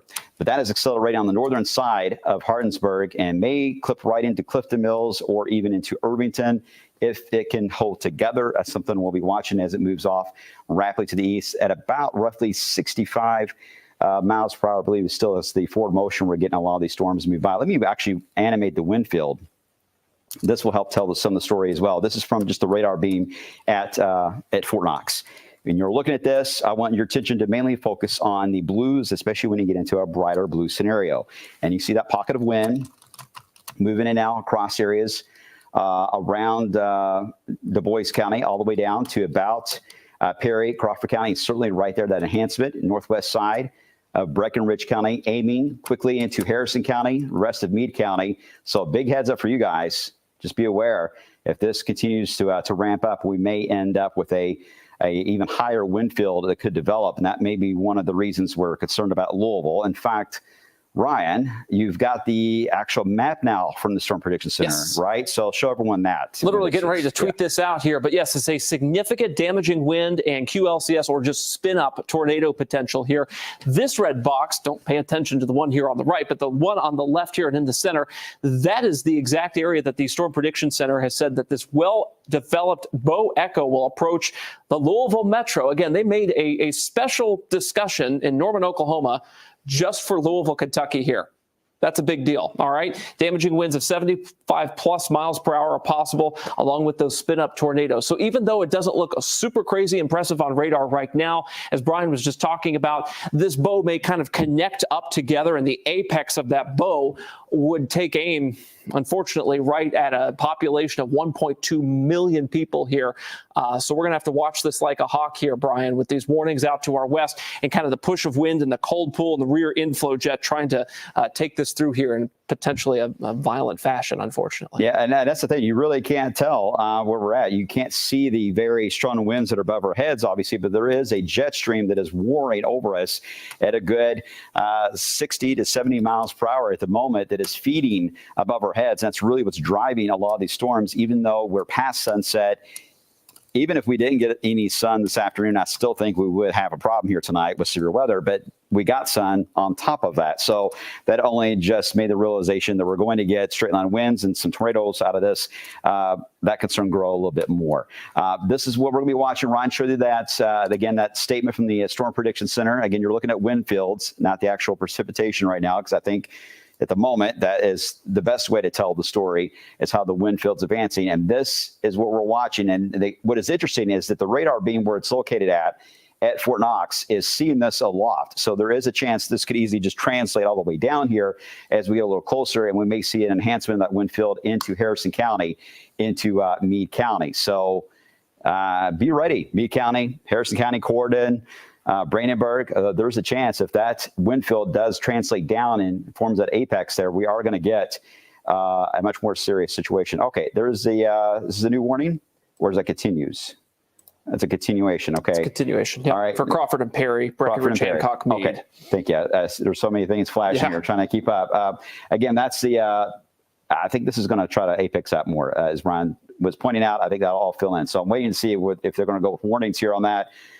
We can't get much ground truth, so we're going to go just by radar. But just by radar alone, the story is evolving to a high wind event right there, just west of Louisville, that is aiming toward the city. So there is a chance if they're going to issue a severe thunderstorm warning, they may end up drawing it that will include all the way up to I-65. If this goes the way it is trending, they may do just that. Speaking of giant severe thunderstorm warnings, Brian, holy cow, the entirety of western Kentucky just went under a single severe thunderstorm warning, as it seems. Look at all this yellow right here. Wow. So big time severe weather happening west of Bowling Green here. I think these are actually separate warnings, but boy, they all mesh together to look like one there. That's something you don't see too often around here. So we may very well see a similar situation start to unfold closer to I-65 in the Louisville area, but I thought that was significant to show. Yeah, absolutely. And again, it's that southern part of that really strong. Look at that wind field. At least on this radar view, it looks like it's really intensified. I'll let Ryan focus on and see if he's going to update on that cell, because we're pretty far from the cell at Fort Knox. Oh, wow. At that beam. Do you have it there? Okay, let's go over to Ryan and show you that. Again, that's the, they updated the tag on that too, I believe. But yeah, so at this time, you can see that there is, of course, just some intense winds coming together here. The couplet may be hard to see, but nonetheless, there is still that tornado warning. This is for the central city area right there. And as I pop on the warnings here, you've got kind of a cluster of tornado warnings. Unfortunately, makes it hard. Got a radar indicated tornado Muhlenberg County right now that includes, looks like that just updated, literally just as I said that there, Central City, Greenville, at this point here. And then you've got another tornado warning for Central City itself. And as we pop that on the screen here, looks like kind of tough to query two different warnings here. Let's see if we can do that correctly here. Okay, there we go. So we've got that warning. That's Central City, 11,000 folks until 10 p.m. Central Time here. And then the southernmost tornado warning on that, there it goes. That's going to be Drakesboro, Greenville, 5,800 folks until 10 o'clock Central Time down that way. Let's put the velocity on there one more time. Again, we're just updating folks just outside of our viewing area here. This is a very significant wind event down near Central City. If there were to be a tornado, it would be right here. This is not as clear of a rotational couplet as it once was. This is a different part of the storm now. The storm has kind of evolved, ingested some other parts of other storms, and is doing its own thing here. But nonetheless, pretty significant tornado threat still down there at this time. The statement from the National Weather Service here in Louisville is that these storms down near Central City right now, of course, are getting ingested into the main line of storms. So this is a separate supercell that's now getting eaten alive by these storms. So there's a lot of collision. There's a lot of confusion inside that storm happening right now. You know, where's the rotation going to be? What's going on? Where's my new core? Where's my new updraft and downdraft here? So that tornado threat overall, by the time it gets toward a little closer to Grayson County, may be a lot lower. Fingers crossed that that's the case, Brian. All right, got a new warning, so let me pass that along. This is going to be a little closer now to the metro. We were basically expecting this to come out. They worded it only 60 miles per hour officially for the warning, but let me get you right to it. Again, this is going to be just west of Louisville. So this will include Harrison County, Meade County, northern side there as you get, the very far northern side of Hardin County, included as well as into Breckenridge. Again, they got 60 listed on this. This may be a precaution to what may develop here, but it's set to expire at 15 minutes after 11 o'clock, traveling off to the east, a pretty good clip, I believe. I don't have a speed on it right now, but it was moving at about 60 miles per hour, maybe even faster. That's something we'll be watching as it moves on by. Let's check out the wind fields and see what that looks like. And you can see how it's trying to, again, the blues are what we're looking at in this particular phase. Once the storm gets on the other side of the radar beam, we're going to be looking at reds. Okay, so at the moment we're looking at the blues. The green is already a sign they're going to get some strong winds, obviously, but the blue is really showing some of that enhancement right there on the western side there, northern side of Breckenridge County, heading off to the east. So this is a big heads up for those again in Louisville. If this holds together, and it will, I don't see any reason why it wouldn't. This is going to aim right into Valley Station eventually, Bullitt County, Floyd County as well be in the path. So just go ahead and say it. If you guys are in that area around anywhere in the Louisville Metro, give your friends a call. If they're heading to bed, make sure they're fully aware. Let them know there's a potential for a high wind setup as these storms try to bow out in segments, moving toward the Ohio River, heading into Harrison County first, Meade County next, and then again, potentially right in the Metro. And Ryan, by the looks of this, I don't see why there wouldn't be a warning for Louisville, but things could obviously change in weekend. But given how this is the right in that apex portion of this line, it makes sense that we're going to see that wind get even stronger. And I would agree with that, Brian, just because especially we're susceptible to more tree damage. You know, we had the trees blowing one direction earlier today, another direction tonight. The ground is soggy. You're going to have some wind damage. What I'm showing you right now is the Corden SkyTrack camera. I pointed this toward the west and southwest. Water drops on the lens, lightning in the background there. Not seeing anything too significant at this point, but as that storm moves in, this camera is going to be invaluable to us, and we'll be able to kind of witness this as it moves in. Impressive lightning, right? All right, they issued absolutely. They issued a statement saying that they have the warning right up to Louisville. They realize the wind signatures are not hard to ignore here, especially in lower levels, but they're concerned that maybe something that would be a bit of a protection over the city, a little bit of a lid that may try to taper this, but we don't know that for sure until they get a little closer to us. That's why they stopped the warning right now to just west of Valley Station. They'll wait and see what happens here the next few moments as this line surges out. You can almost see a little bit more of a, I'm going to kind of stop this flow. right there into Breckenridge County. You see a bit more of a notch, or at least a bowing that takes place with this. A bit of a wiggle here, but then right into there, that's where you get a bit of a bowling segment. That's what's going to be heading right actually into Brandenburg. Once we get into Brandenburg, that'll be one of the first stations, I believe, that we may get some measured winds. So that will help us in getting some ground truth to how this line is behaving as it moves into the area, because so far, again, we've only had the wind gust into Du Bois County to go off of, and that's about it. They're just not moving into the viewing area, so we don't really have a lot in general to work with until they move in faster, which is already starting to happen. We got plenty of warm air, plenty of moisture around. It's just whether or not they'll hold on to that field, but I think they will. I think they will as they head off to the east. I think that's still going to be an issue as they move, especially on the western side here, Louisville, Bullitt County, Hardin County as well, is tracking off to the east. And there's more of that warning mass in the southern part of that apex line down in south central Kentucky. And that's exactly what I'm going to talk about. 71 mile per hour wind gust in Muhlenberg County from the Kentucky Mesonet site down there. That gives you a testament to just how strong those storms are. But of course, our focus will continue to be on the storms moving into our population here in the metro. Well, let's hope we don't see that. Yeah, that'd be bad. It's bad enough for them, and certainly with them being former parts of a tornadic supercell, you're going to get a very strong wind push here and across southeast areas of Kentucky. But as we mentioned, it's really going to be that portion of it that tries to bow out that seems to get our attention a bit more for at least Louisville to see how this will translate right along 64. Heading right into the Louisville area, but can't ignore even Grayson County here into Breckenridge County. We'll see if some of that wind field can enhance. So far, it doesn't look overly strong, but it's noticeable wind that will get your attention as it approaches. It looks a little weird because it's getting right up on the radar beam, so we're going to have some weird looking colors here very soon as this line crosses over the radar. We'll explain it and help you out as we guide you through this. But at the moment, no warning for Louisville, but just west of us, we do have this severe thunderstorm warning that is in effect. The latest we got on that is until about 11:15. In fact, let me just show you. First off, here's the camera view. Again, the Ryan was showing there into Cordon with the rain and the lightning. Here's the big board with the warnings we got as of right now. We've got Harrison, Breckenridge, Hardin, and Meade for one section. That's the one that was most recent. It's just west of Louisville. That expires in, move my head, 21 minutes away. And then we have the one in Crawford County, which is getting close to expiring here in the next few minutes at the top of the hour. Those are the two big ones that we got at the moment. One way, of course, you can keep updated on the storms is, and if you get any reports of damage, the WAVE weather app, there is a button on there you can submit your reports, pictures, and video. Only do so when it's safe. But if you were to experience that and you're able to do it when you're doing just that, it actually goes right into our systems, and it really helps not only the Weather Service out, it helps us out and making sure the people downline from what you experienced have a heads up that kind of weather is coming your way. So we can help you guys, and you guys can help us back. And this kind of a setup, Ryan. Okay, I want to measure some of the wind speeds detected by radar in these storms now moving through northern Breckenridge and western Meade County.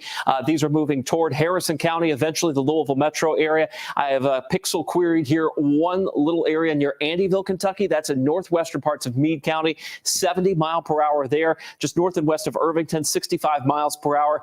This is in Perry County, just east of Leopold there, 67 miles per hour. Again, those are the winds aloft in the storms. The concern at this point is that those winds may not be making it down to ground level because of kind of an inversion that may be trying to set up here during the overnight in the Louisville area. That's what the National Weather Service in Louisville was talking about a little earlier. But when you're staring at, of course, this big ball of wind moving toward a metro area with a wet ground and what we've seen earlier today kind of in the back of our minds here, it's hard to ignore. A little bit of an error there. But nonetheless, that is why we're continuing to kind of use elevated language when we're talking about this moving into Louisville. The timing on this, by the way, is around 11:30-ish, 11:30 to midnight tonight when these storms will be marching through. I know a lot of folks want to know, when is this going to hit my house? Just know probably about the bottom of the 11 o'clock hour, we'll start to see this here in the city. All right, Ryan, appreciate that. You're right. And what Ryan was referring to again is how that wind field is above the tree line. There's a question whether or not that can make it down to the tree line and below. That obviously changes the entire storyline when that happens. We saw that this morning when the radar was estimating well over 80 miles per hour, and the truth was roughly at about 60 to 65. So when we see those strong winds like that aloft, we just got to hope that they don't get below the tree line, but it certainly does vary in every situation. It isn't always the same ordeal. One thing is starting to show up. let me try to animate this for you guys as we evolve, is we've got still two different storylines that are happening across this line, trying to become one as it merges into the I-65 corridor. However, there is still a disconnect that has happened here on the northern side of this. So we'll see if that may be some of the saving grace across some parts of Indiana. If it can build back up again, that will once again enhance the wind from Washington County and Scott County and Clark County all the way toward even Trumbull and Carroll. We'll see if that can connect or not. Otherwise, it looks like we're maybe setting up for just a very strong wind event that's going to line up on the southeast side of this complex. Remember when we first got on the air, we had supercells kind of popped all over the place like pieces of popcorn. We don't see that right now, right? It's not as blotchy that way. It's becoming one big machine that is working as one now to try to produce the severe weather movement into the area. They've issued special weather statements, it looks like, on that line, on that section right there. So there's no warning for that officially, but they did issue a statement saying there could be some strong winds with that to around 55 miles per hour. Just below severe, almost to that point. But either way, I think we may get some warnings along that as it pushes to the south and east. And Ryan, it looks like we're getting a little bit of rain now building in right into the Louisville area as well. Yeah, we are getting some of that rain. I do want to take one moment here to at least acknowledge what's going on down in Butler County, Kentucky. If you have friends in Bowling Green is right here on this map. If you have, graduation parties maybe taking place in Warren County down there in Bowling Green, we've got folks down there who may have a connection to the city. Let them know that there is a tornado warning with a likely tornado not too far to their north and west here. This is near Rochester, Kentucky, Butler County again. And if you kind of follow my hand here, it would potentially track into the Bowling Green area. It's kind of sitting on the south and east side of the line here. So as it tracks toward the south and east, this will be kind of the southernmost storm, and it may try to survive going into one of our top metro areas in the Commonwealth here. So food for thought for folks who may have connections to Bowling Green. Start giving those folks a text, a phone call to say, hey, just make sure you're paying attention to the weather down there. WBKO is our sister station, by the way, in Bowling Green, and you can watch David Walter and all those great folks down there that we know so well. Yeah, a lot of folks are camping too in South Central Kentucky right now. So this is once again just a bad setup. I'm hoping everyone got to their safe spot that is on the campgrounds in that area earlier today with the storm threat and knew this was coming in tonight because it's been talked about so much. Not just even with straight line winds, but even with the flash flooding potential. A lot of these creeks and rivers are going to get out of their banks really fast here as this wall of wind and rain is moving into the area. Okay, let me get you a little closer into the Louisville area and take a closer look at the storms moving into the city. Again, no official warning for Louisville here. So this is just some building of the downpours now moving right into, it looks like New Albany, right along downtown. It's likely rain at the airport. Same story as you head toward Newburgh Road, Poplar Level Road.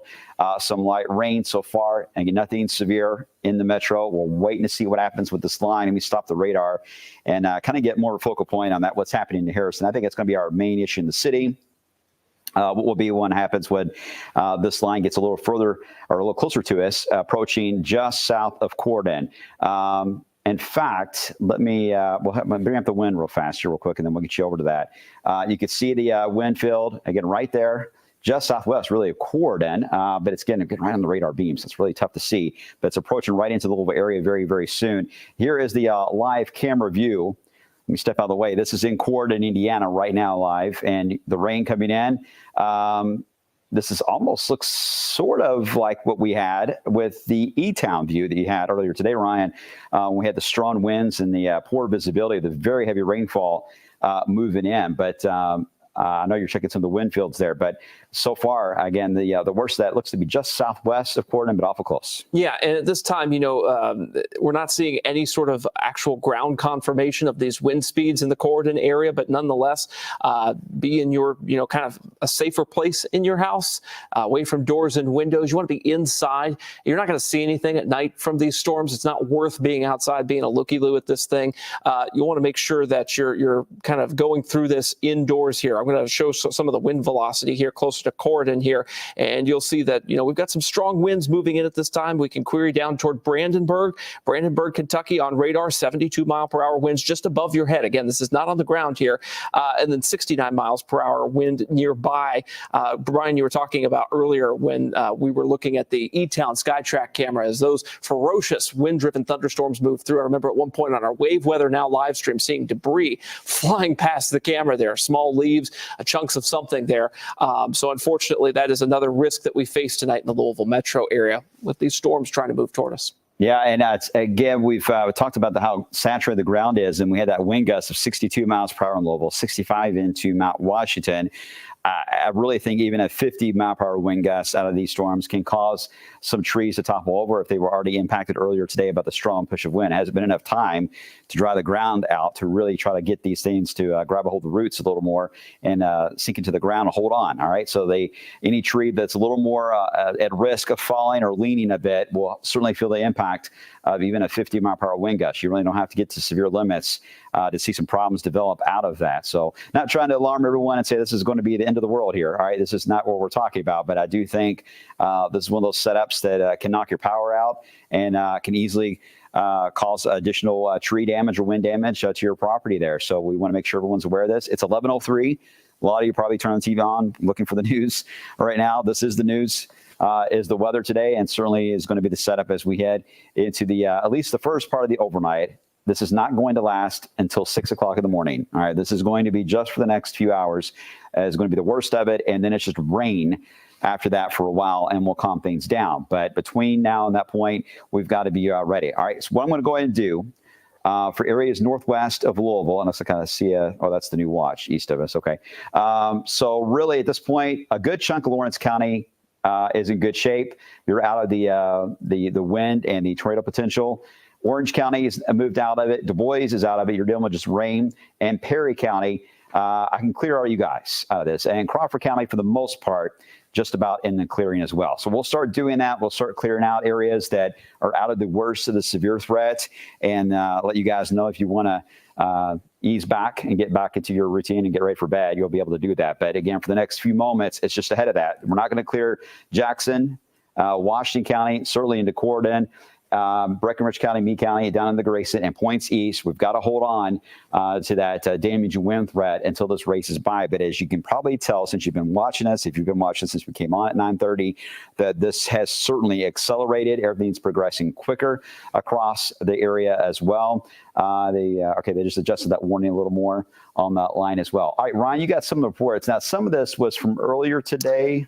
Yes. Okay. All right. Yeah. So what I'm doing is I'm looking for any sort of wind damage reports here, and I don't want you to look at Louisville, and I don't want you to look in northeast parts of Nelson County this time. Those are old reports from earlier today. I do want you to look out to the west here, to south and west of Tell City, where we've got a couple of wind damage reports. But what I'm not seeing is telling the bigger story.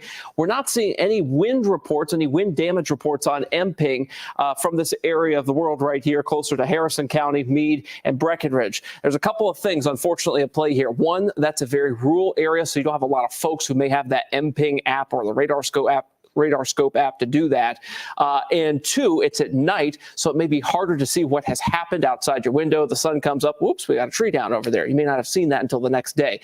So this is not going to be kind of the telltale of what's going on, but it's at least providing us with a little bit of a sign, Brian, that there may not be a whole lot going on at ground level with these storms at this point.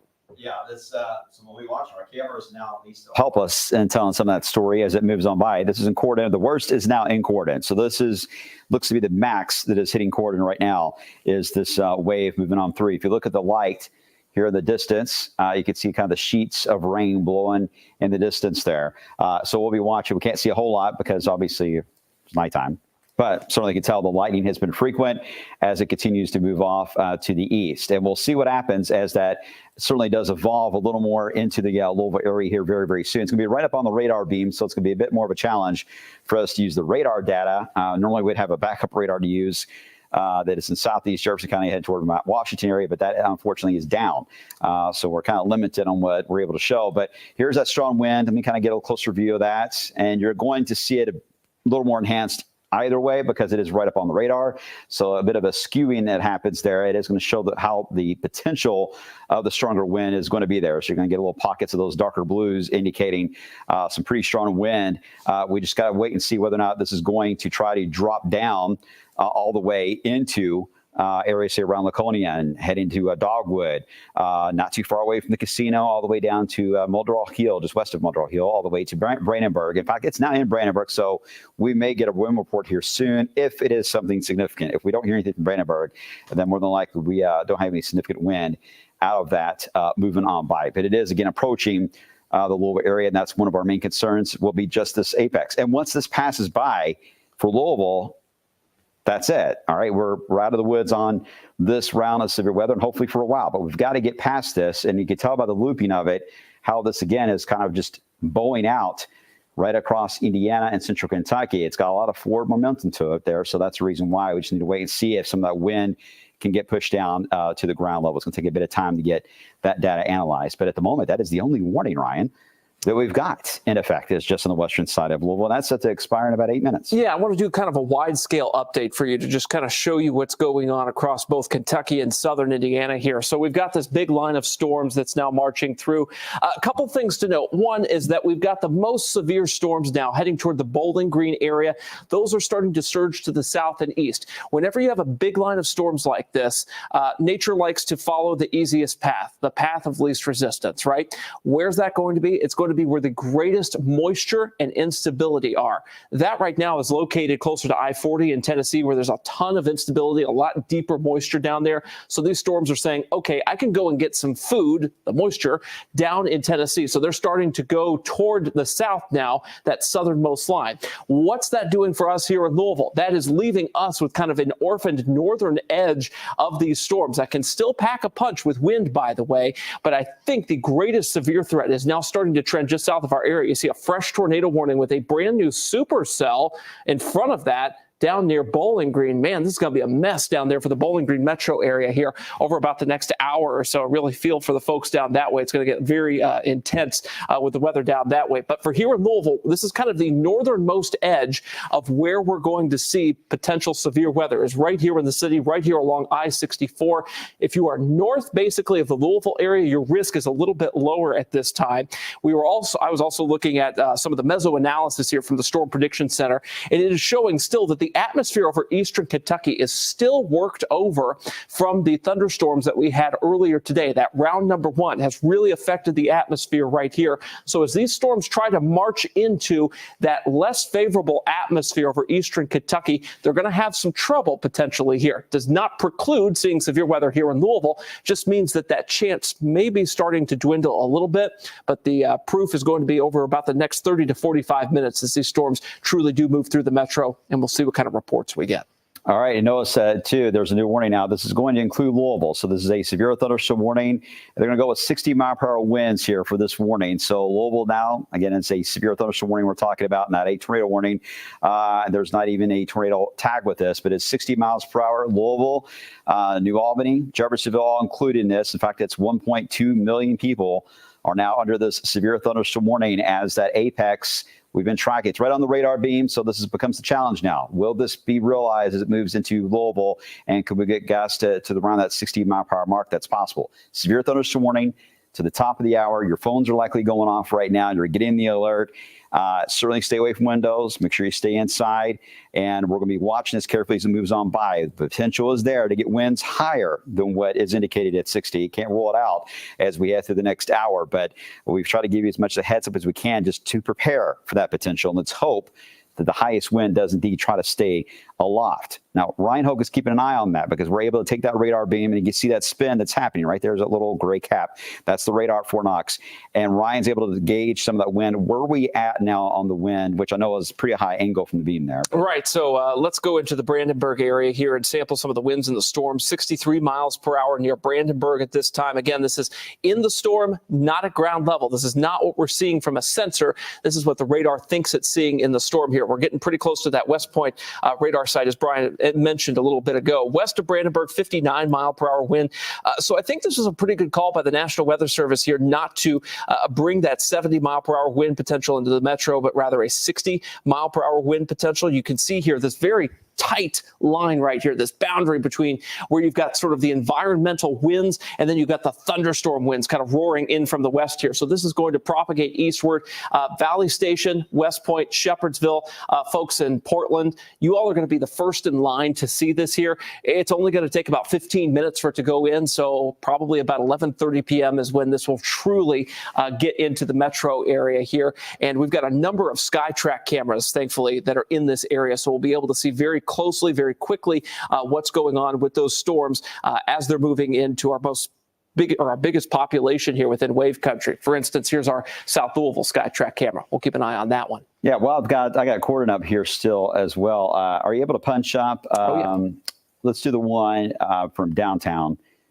Looking, I'm not sure if we're able to see that, or even New Albany. New Albany actually may be one of the better ones. Ryan will punch up here in a second. As we can tell in some of these situations where these storms are located, look at this camera really bouncing around there into Corden, where we got lights and we got obviously our wind flags we use so often there in New Albany. But this will help us in engaging how this will evolve as this moves into the area. You see a lot of lightning in the distance. I mean, this is a lot of cloud to cloud lightning. I haven't seen a lot of at least reports of cloud to ground just yet. So you may just see a lot of flashes, but you may just hear just a rolling thunder at times, which is another sign too that we've got maybe a bit of a inversion that is setting up. We're going to hear a little more of that rolling thunder versus that crackling of the thunder that terrifies us so much, right? But that's the warning, pretty lengthy one. They're accounting for that apex, the little bow and arrow, if you will, of the storms to hold on. So this is going to, if it holds on into that area, north and east, or heading on nearly due east, it's Shepherdsville, Brooks, Kentucky, Hillview, Highview,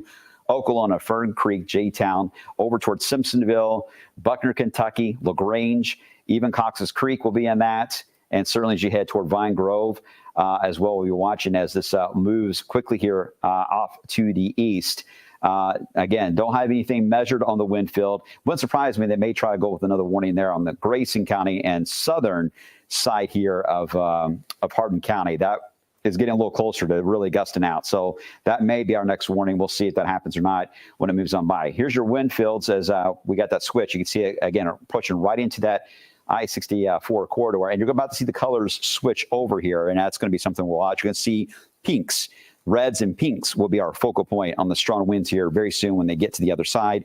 That's what we'll be looking at as we move through the Louisville area, Ryan. Yeah, and we do have one report of some damage right here. This is just west of PRP, just south of New Middletown. This is going to be in Harrison County here, and it looks like either a 1 or a 2 out of 5. A couple of reports kind of sandwiched together there, but you get the idea. So we have had at least some ground truth that the winds are trying to make it down to the surface. At least one MPing user reporting that damage. MPing, by the way, MPING. Search for that in your app store. It is a collaboration between the National Weather Service and the University of Oklahoma. You can make citizen severe weather reports. We can show them right here on WAVE News. All right, and it's a great tool to have. So it's been big help today and really giving us the reports that we're getting out of this. All right, here's a tornado warning. This is for Bowling Green now. So the northern part of Bowling Green is under a tornado warning. I'll get you down real quick because we have a lot of folks that have been down there for graduations, I'm sure, about ready to. A lot of students go to WKU. So there again is that little bit of that appendage. And actually that would aim right into the campus. The campus is on the northern side there. So it may aim right into WKU if it holds together. I don't think it's anything confirmed. Yeah, it's radar indicated. So that's good. Let's hope it's not on the ground or anything like that. Otherwise, we're going to be focusing on that wind field, moving right into Louisville. I mean, kind of get you more of a zoom on that. As I mentioned, the colors will be changing here very soon, and that will help us get some of the truth. This is coming in a little more of an odd angle than we had this morning. It was a little easier to track it moving east of the radar beam. We're able to see it move into Louisville that way. Now we've got to wait until it hops over. So we're not going to get a clear idea on the wind fields for the next, I would say, 15 minutes. It may take a bit of time here. So the ground reports will be crucial. We'll know as soon as it gets to the other side, if we start seeing some pink show up into, say, Valley Station or PRP, that usually is one of the first spots. We get a sign of something going wrong.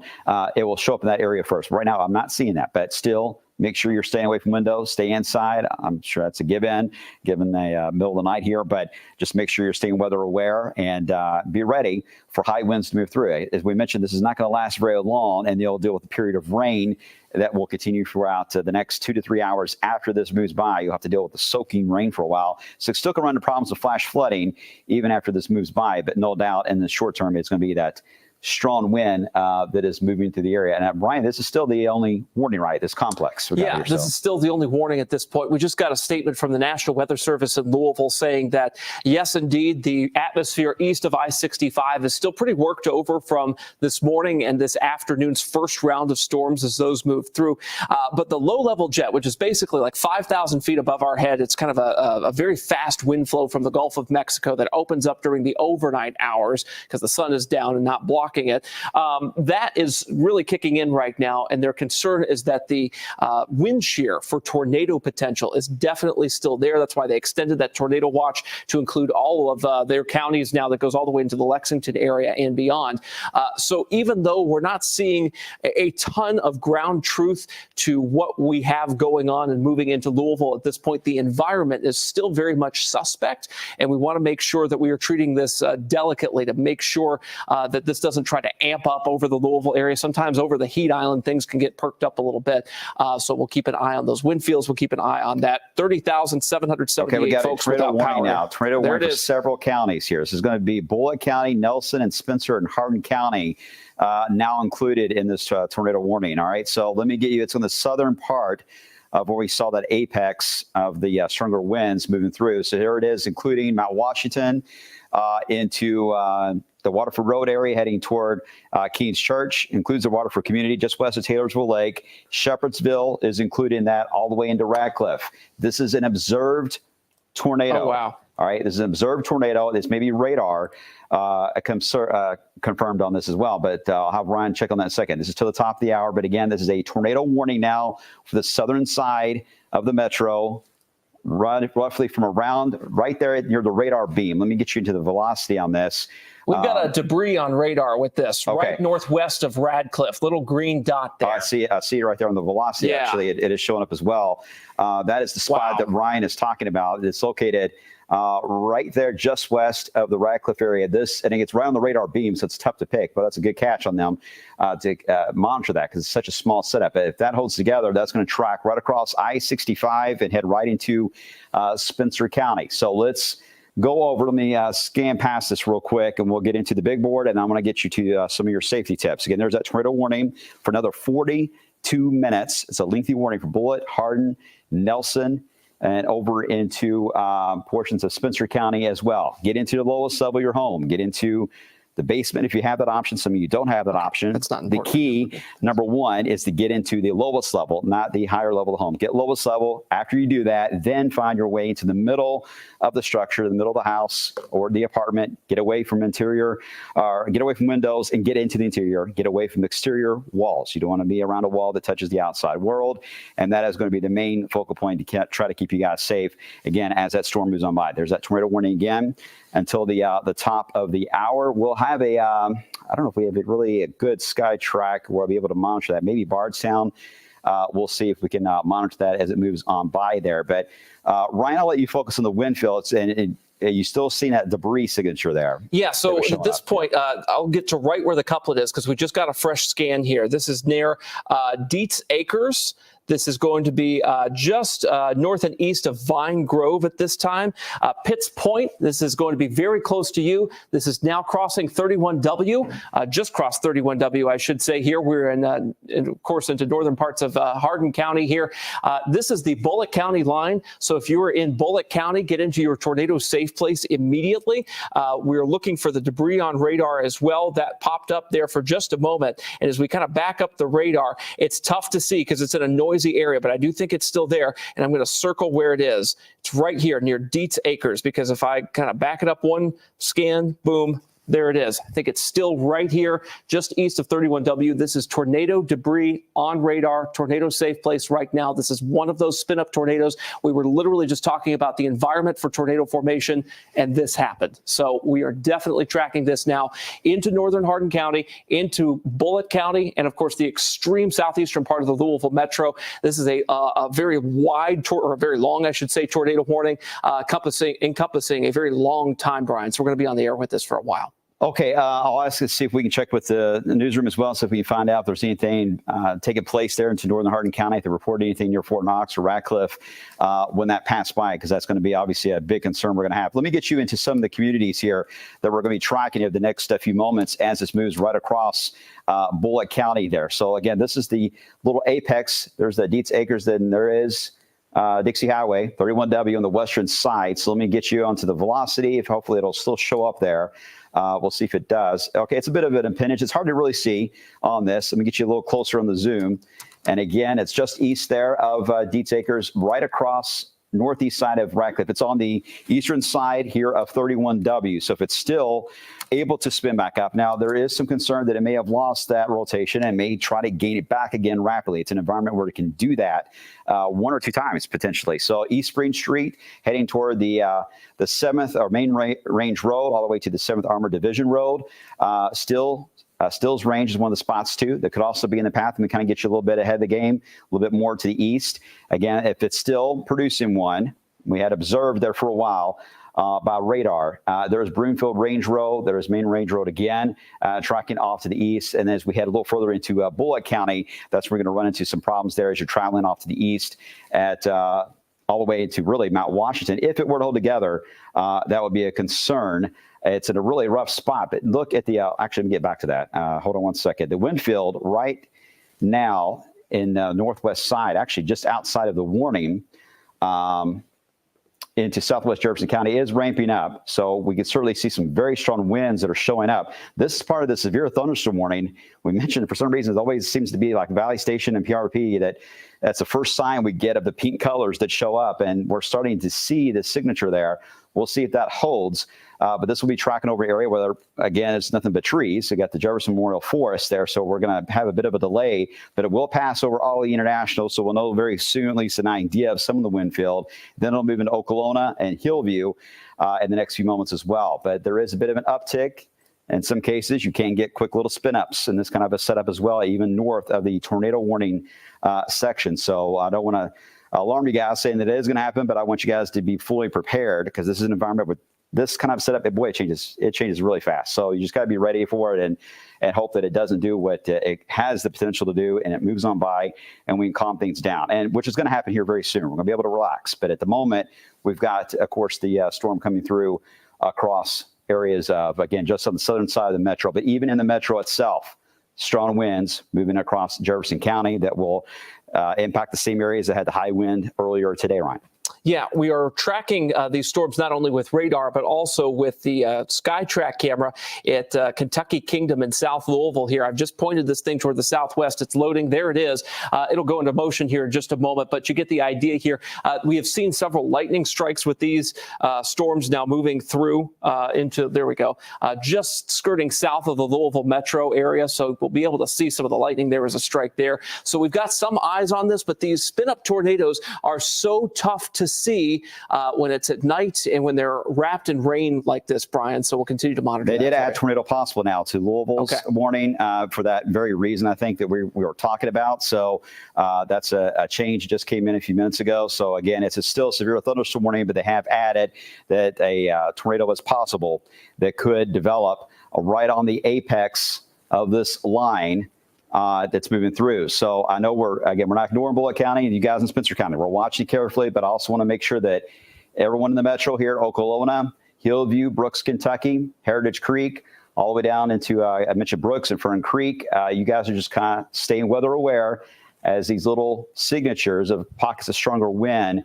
move right across the metro. There is a chance that some of those could easily cause a spin up. This is not a setup that's going to feature a large tornado on the ground kind of ordeal. This is going to be very much brief in their development and brief in their longevity. All right, there's an enhance. It just updated. You can still see we're still getting a decent signature there right along I-65 here in downtown Louisville.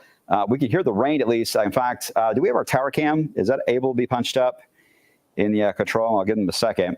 But it's hitting the station right now, some of the wind and very heavy rain, and you may be able to see some of that on the tower cam as it continues to move. I've got it in weather 2 here, so we can just pop up weather 2. We'll there you go. To Ryan then, and he'll show it to you. You can't hardly see anything. I could see at least the buildings in downtown. They're there, but it's raining so hard, and the wind is really ramped up. here in downtown Louisville. I'm not sure what a wind gust is, but it is certainly really ramped up here in the city and downtown itself. So again, that is moving right into the highlands here very, very soon. And in some pockets around the airport. We're waiting. Once we get an idea on the airport, we should get 35-mile-per-hour wind gust right here in the WAVE Weather Garden. Okay. Yep. Well, that's tough to do in the Weather Garden. That is a very sheltered environment. So to get a wind that high, boy, you got to have a lot of wind focused in that Weather Garden there, because it's surrounded about 3 walls basically on sides there. So get strong winds. Fort Knox, is that right? Fort Knox, 41 miles per hour right 41 miles per hour, Fort Knox.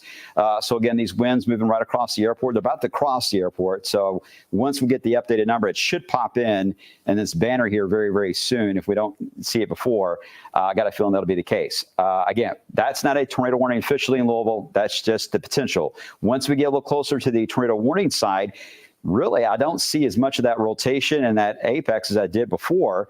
It really looks about the same as what Louisville is kind of going through, but it's the same storyline where you can get these little notches that try to show up in this line. And boy, they are so hard to detect. When you see that phrasing of the QLCS all the time on tornado warnings, that's the reason why they're very, very brief. Still got a little tornado debris on here. We can co-locate this little green spot here of potential debris with, of course, the little notch that we're seeing. This is just due east of Radcliffe.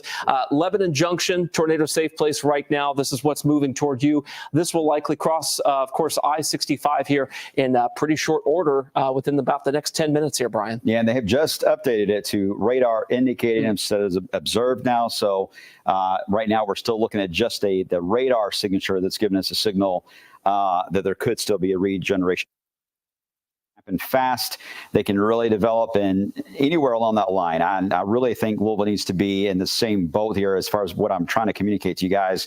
It's really the same storyline where it's Jefferson County, really up and down 65 here, that will be at risk for some of those stronger winds. Let me get you back to our home view, and I'll kind of animate this so you can kind of get the idea I'm talking about. As I mentioned before, it's on the other side of the radar beam now. So now that it is, we're able to get a better handle on the wind field on our side here of the beam on 65 from Fort Knox. And again, that is going to be the pinks you're going to be looking for. The brighter the pink, that's going to be the concern for some of the strongest, not only straight line wind, but also for that potential for any of the notches that can form. So here is Louisville area. Here's the Highlands. Here's the Waterston Expressway, I-65, Oklahoma, Fern Valley Road, Outer Loop, and the Snyder Freeway. Get down to the Jefferson Memorial Forest, which is why I think some of the strongest winds in an area that not even being measured right now. No one even knows what's going on there. So that may take until it gets to Hillview. I mean, you got a very short heads up there it's going to hit. And then you get down toward the western side here of Shepherdsville. Again, another strong wind field. I don't yet see anything. Okay, now that's a different signal there. We don't have anything yet that's confirming some of the stronger wind gusts, but we're getting close to getting that data as it is crossing I-65 there. Either way, as I mentioned before, you don't really have to get to that 58 miles per hour. That is a definition of a severe thunderstorm warning. Even a gust close to 50 miles per hour can cause tree damage with such a wet ground, and from the wind coming from a west direction versus a southwest direction we had earlier today, that it does cause usually some problems with our trees around here as it moves on by. Again, that bright pink is what we're watching. These scans, few minutes old, takes a bit of time. This is moving, I think it was about 40 miles per hour off to the east, but officially the tornado warning will be out for another 30 minutes on the southern side for Bullitt County into Taylorsville Lake and the northern part of Nelson County. And we'll see what they do here with the warning as that moves right across the Louisville area, Ryan. We've had several folks making calls to the authorities down in Hardin County. So far, no confirmed damage from this. It is moving toward the north and east, that tornado warning speed there at 40 miles per hour at this time. You'll see this little kink in the line. This is just south of Pitts Point. We're looking at Lebanon Junction, the I-65 corridor here being next in line for this. This is not overly strong at this point, but it is still there. It is persisting, and that's why the tornado warning does continue for quite some time here. Shepherdsville, please note you are not in this, but you do have some very strong winds now moving through your neck of the woods. Despite the lack of a tornado warning, please make sure that you're inside, away from doors and windows in the severe thunderstorm warning. In the tornado warning, you need to be in a basement, first level of your house. If you don't have that, away from doors and windows, preferably like a center bathroom or hallway. Cover your head, wear sturdy shoes just in case, Brian.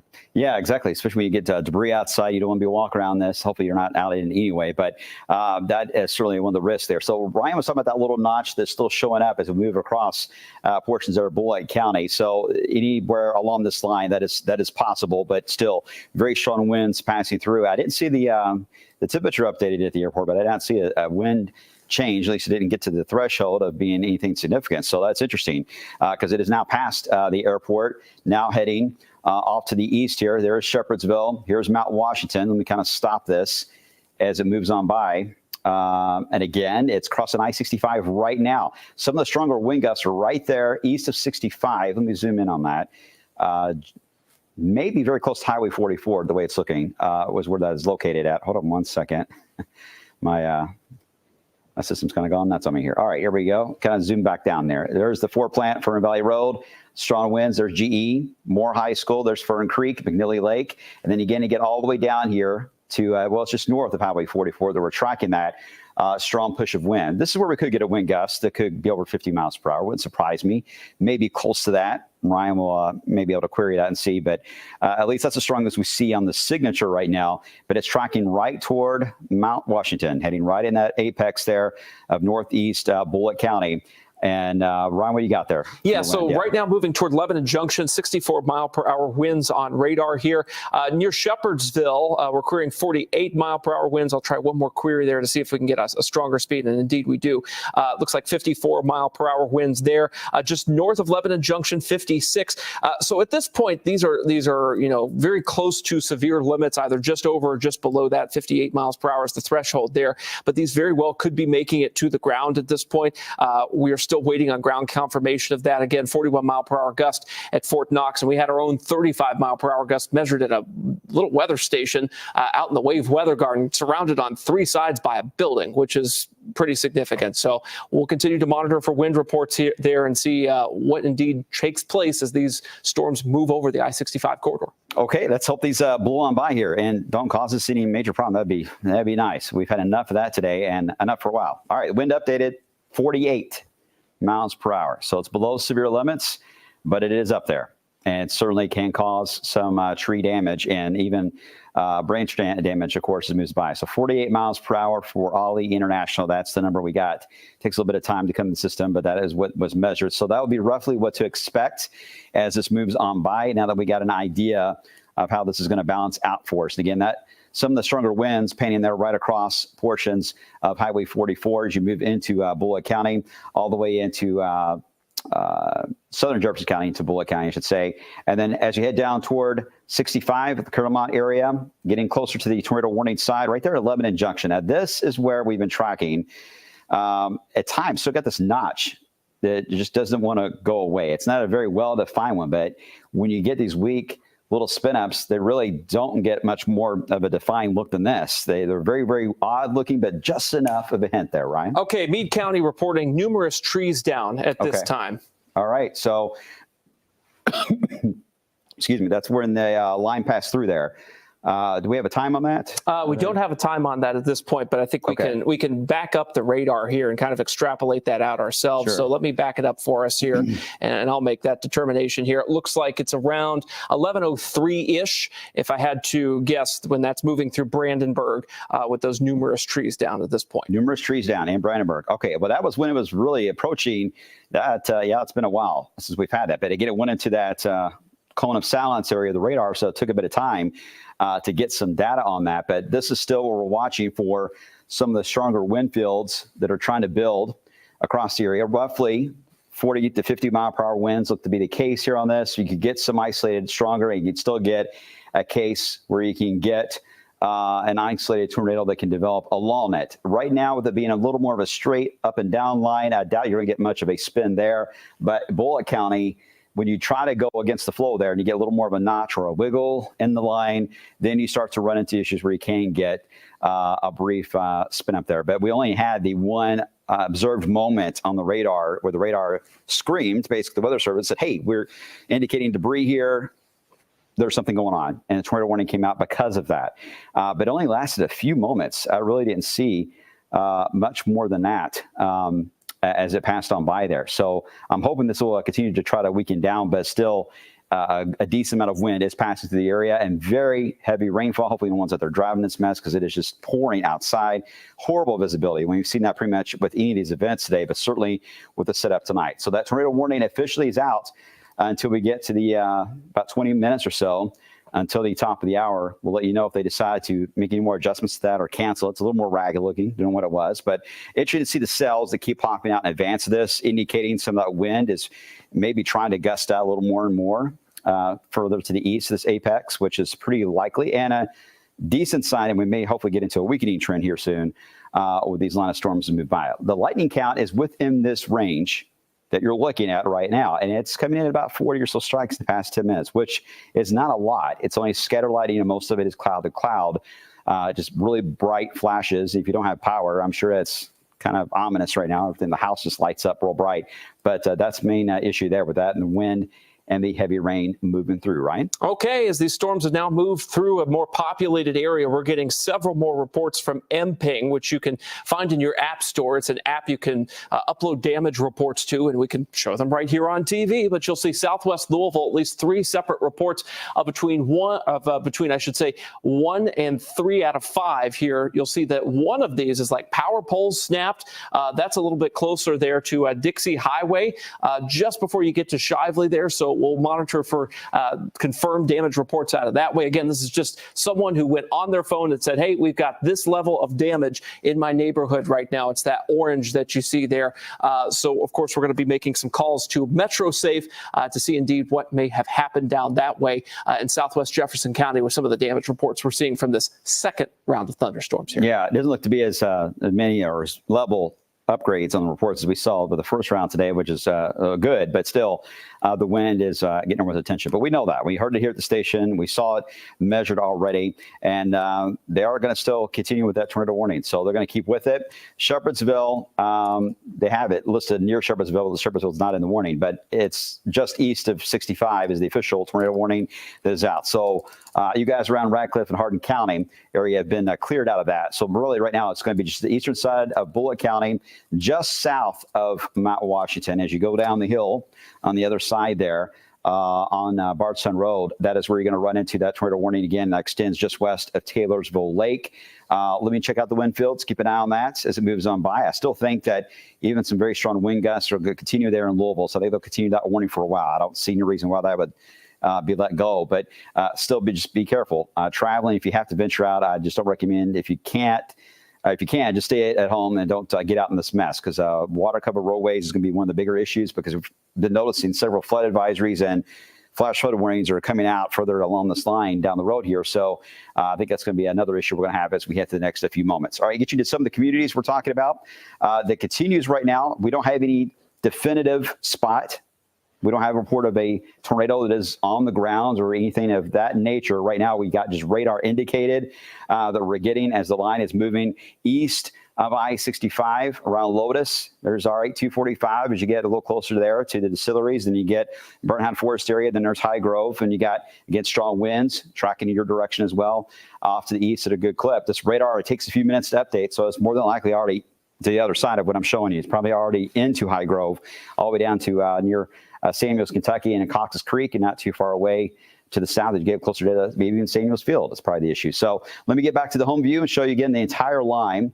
And we're going to look at this just from a wind perspective instead of rain, to kind of give you an idea of why we have the warnings that we do have in place. And a lot of that is just because of the apex, the little bowing out we have of this line. Let me draw that for you guys. That is what is the trigger for majority of this right across Louisville, is right through here. As this pushes by, you can get these little notches, brief little spin ups that can happen. This is moving so fast, you're not going to be under this threat for long. So that's some good news. But as you venture all the way down, you're going to run into still some very strong warnings down to the south. All right, they're about ready to cancel the warning, it looks like. So the tornado warning is about to be dropped. So that's some good news.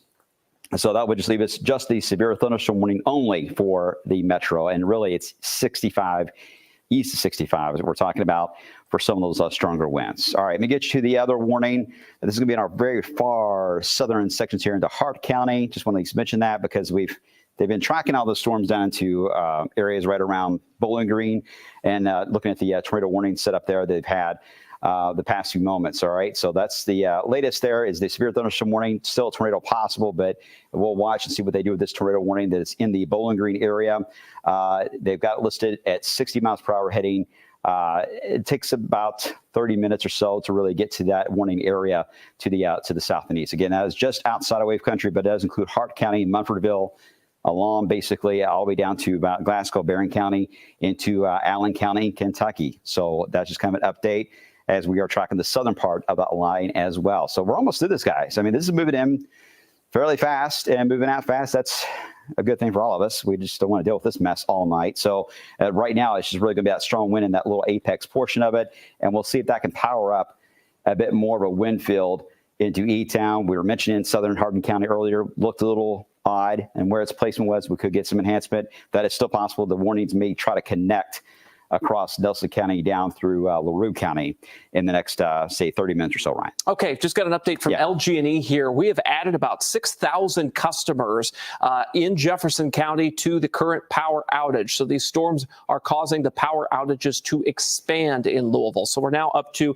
36,832 customers without power in the Louisville Metro area. Hello, Meade County. I want to mention you here. You're lighting up like a Christmas tree here on the map. 22% of customers tracked in Meade County. This is Eckerd, Brandenburg, Muldra areas a little closer to Flaherty there. 3,358 customers without power of the 1,500 tracked. So definitely some impressive winds have just and the report of multiple trees down. You see the live LG&E map there with the kind of clusters of different outages across their service area right now. But again, here in the Louisville Metro area, Jefferson County, 36,000 without power. That's up from about 30,000 just about half an hour ago here. So it's getting worse, unfortunately. Yeah, and we were looking at some of the details of that map earlier, Ryan. It's some areas that a lot of big populated areas within Louisville, but certainly the east end, but really anywhere from Fern Creek and J-Town all the way into Prospect and River Road. So still tracking some very strong winds. And they've updated this to where it's still going with a potential, at least possible tornado type setup that could still develop in one of those little notches as it moves in to the eastern side of the metro, heading into Shelby County here for the next a little bit. And I don't like seeing the cells pop in advance of it. While that may seem odd, you don't want that. That in a sense can cause at times you can get some enhancements, some of the rotation with that as they try to collide ahead of the line itself there. But so far they seem to be trending along with it. We'll see what happens in the next few moments there. Let me get you to the wind field again, because we're watching that more than anything. Yes, heavy rain is a big ordeal, but certainly the wind is going to be quite strong as well as it moves on by. So now we're looking at some of the brighter pinks listed there across Oldham County into the western side of Shelby County, right there in Middletown too. Nice little spike in the wind indicated. I'm not seeing the wind as strong into Mountain Washington, all the way into western side there of Spencer County, but still a decent amount of wind. So that the wind's really focusing a little more on the northern side here of that warning, which is set to expire in about 15 minutes from now as we're watching. Oops, let me get back up here to the north. And again, this is where we'll be watching for maybe some development of stronger wind gusts near Simpsonville, Middletown. I would say up to about Chestnut Grove. You get into areas there into Shelby County. There's Todd's Point. There's Centerfield as well. Let me kind of give you a wider view on this. And right around Centerfield and heading toward I-71 and Buckner, Kentucky, get some strong winds. You may get a gust up there close to 50 miles per hour. Even at all international, we're still gusting over 40. So it's a pretty decent wind now for about 15, 20 minutes. That is happening in Louisville, even though the worst of it is actually now off to the east at the moment. Ryan, called you Brian. No, Ryan, are we getting any wind reports from the Kentucky Mezzonets? Yeah, because I know we're getting into a little more of a populated area at some of our stations there. Yeah, at this point, the Kentucky Mesonet does have a 62 mile per hour gust in the Bowling Green area. But as far as locally, we got 36 miles per hour in Hardin County, 23 miles per hour out there in Grayson County. Nothing extreme yet. One thing I do want to at least kind of put a bookmark on is we are waiting to hear on word about damage from the potential tornado debris that we've had on radar earlier. Kevin Harnett is working his sources here, and we may indeed have some confirmation of damage down near Vine Grove. We're still working on that. We'll give you the specifics once we're able to get that. But right now, it looks like, that debris that we saw on radar, that wasn't nothing, if you will. Something got picked up, and we're trying to figure out what happened with that at this point. Yeah, and once we get past the storms here this evening, we'll be able to look back at that, as well as the Weather Service will be as well, to try to gauge what took place in the area. It was a relatively small feature, but that's pretty common when you get into the setup. They're brief and relatively small in size, but boy, they can do damage. All right, still watching the southern part of the line. There's no warning yet on this one, or at least not to this point, but I still think there's still a decent wind here that's sort of right into Bardstown. So watch out for wind gusts. It could get up to about 50 miles per hour, even around Nelson County, down into LaRue. We'll monitor this and see whether or not a warning gets issued and connects all of that as it tracks off to the east. It gets a little further away from the radar beam, too. That gives us a better handle on some of those stronger winds. But again, just kind of a heads up, a burst of wind certainly into Bardstown. We'll be monitoring the SkyTrack camera there as we get a little closer to, as it moves on the other side there of the Boston community and along the Bluegrass Parkway, even down the Hodgeville. Some of that wind try to enhance at times. Tornado threat it's not zero. It's not high either. So I don't want to overplay that, but it is still just a very low end tornado threat, brief. But these little notches is what we got to watch for. And sometimes they can appear on one scan, and as soon as we update the radar, it's gone again. So they're very, very brief. They can still cause some problems. So that's what we're looking for. That's what we're monitoring. Between the both of us here, kind of just seeing how things are going to evolve. And again, you see that apex and that's that strong wind. You see it change color because, again, it's on the other side of the radar. So the wind's blowing away from the radar beam. So it changes color to indicate that. But it's certainly a strong push right there in the southern part of the metro, all the way down into Hart County at the moment. Now, let me, as I mentioned earlier, I was going to try to clear off some spots. So let me do that. I mentioned earlier parts of Indiana, but looks like now Jackson's good. Washington County, Indiana, I don't see a problem. Floyd County looks fine. And okay, they updated the wind for Louisville. It's 52 miles per hour is what's been updated to now. And that was at the bottom of the hour. So they got a halfway report that came in. So 52, that's about 10 less than what it had earlier today, but still up there, close to severe limits, only a few miles per hour away. All right, I'm going to clear Harrison County, Indiana, clear Meade County and Breckenridge as well from a severe wind potential, and hopefully we'll be able to clear some more counties here very soon. But right now, a good chunk of the area along 65 Indiana west and very close to Louisville down to E-Town, the threat is starting to diminish by the minute. It's really going to be our focus here on our eastern side of Wave Country, all the way down to about Horse Cave, Kentucky. That's a spot we need to watch for still some strong winds and a brief spinning that can happen to create a tornado warning that does look to be at least isolated there.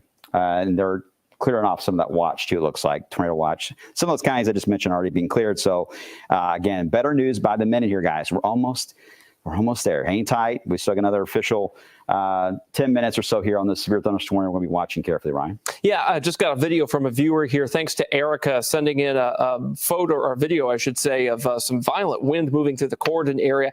This was earlier in the hour, by the way. There was folks who lived in a trailer or a mobile home taking shelter inside of a Waffle House and taking some video of what they were seeing at the Waffle House. Wise idea there. If you live in a mobile home and you're in this kind of situation where you've been under a tornado warning, go to another structure, one that, of course, can offer you some better protection against a possible tornado there. And I also wanted to just kind of give you an update on what we're seeing on social media, any sort of reports there. We've had one photo of a tree down in southwest Jefferson County right now. Metro Safe says they don't have an update on anything, but we do at least have the one photo down or a photo, I should say, of a tree down in Valley Station. Thanks to Aaron for sending that in to us. We're trying to get that cleared for air here. But at the moment, not seeing anything extreme damage-wise here in the Louisville Metro just yet. Yeah, I've gotten some emails. I'm able to check everything where I'm at right now, but I did see one report, I believe, of a tree that may have been down in Valley Station. Yep, that's the one I think both of us may have gotten that one. Okay, all right. So that's what I'm still waiting to hear to the extent of what that was. Bardstown, here's the camera view there. This is where the next area they'll be hit. Look how quiet it is at the moment, but it's about to be anything but that as these storms are getting close to you. I mean, right now there's no warning for you guys. It mainly just going to be a wall of rain and wind, maybe up to 50 miles per hour. Seems to be the case so far of these gusts. The only thing that's been concerning on any type of damage that we've had so far for the overnight hours has been really the brief tornado signature or debris signature that we had that was located very close to the radar beam right there into the northern side of Hardin County, very close to the radar beam is where we got that little notch that showed up. That has continued on and then faded at times, but it's still part of the southern part of that severe thunderstorm, and it continues as it's racing now into the Spencer County area. But it lost that signature fairly quick, so we haven't seen it since then. And so far, that is really our main issue. It's going to be this section of the line. It has failed to connect north of Madison. So you guys will likely get lucky, and this is probably going to pass you, and maybe, Carol, you'll be close.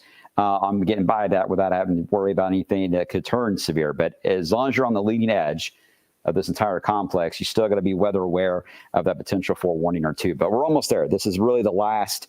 This is the last phase that this system is going to go through, and then it's done. And it's going to run out of gas. It's running into an environment that has no gas available, so it has no choice but to basically just rain itself out. And that will be the next process we'll see between now and about 2, 3 o'clock in the morning. All this will begin to fade. Look, all the flash flood warnings are out. Again, we can't ignore that. I think that's going to be an issue at times for some flash flooding. And the only place where I've got some wind potential will be along that line, and also out of that complex of storms moving out portions of Butler County, or actually east of Butler County, not far from Edmonson County and northern Barron County. That's the area to watch too. That may still give you maybe some strong winds into Hart County into Kentucky. Ryan? Okay, we've been working our sources here down in northern Hardin County. So far, Vine Grove Public Works says they don't have any damage, and we're not being able to find much damage at all. This is going to be Lincoln Trail near Logsdon Parkway.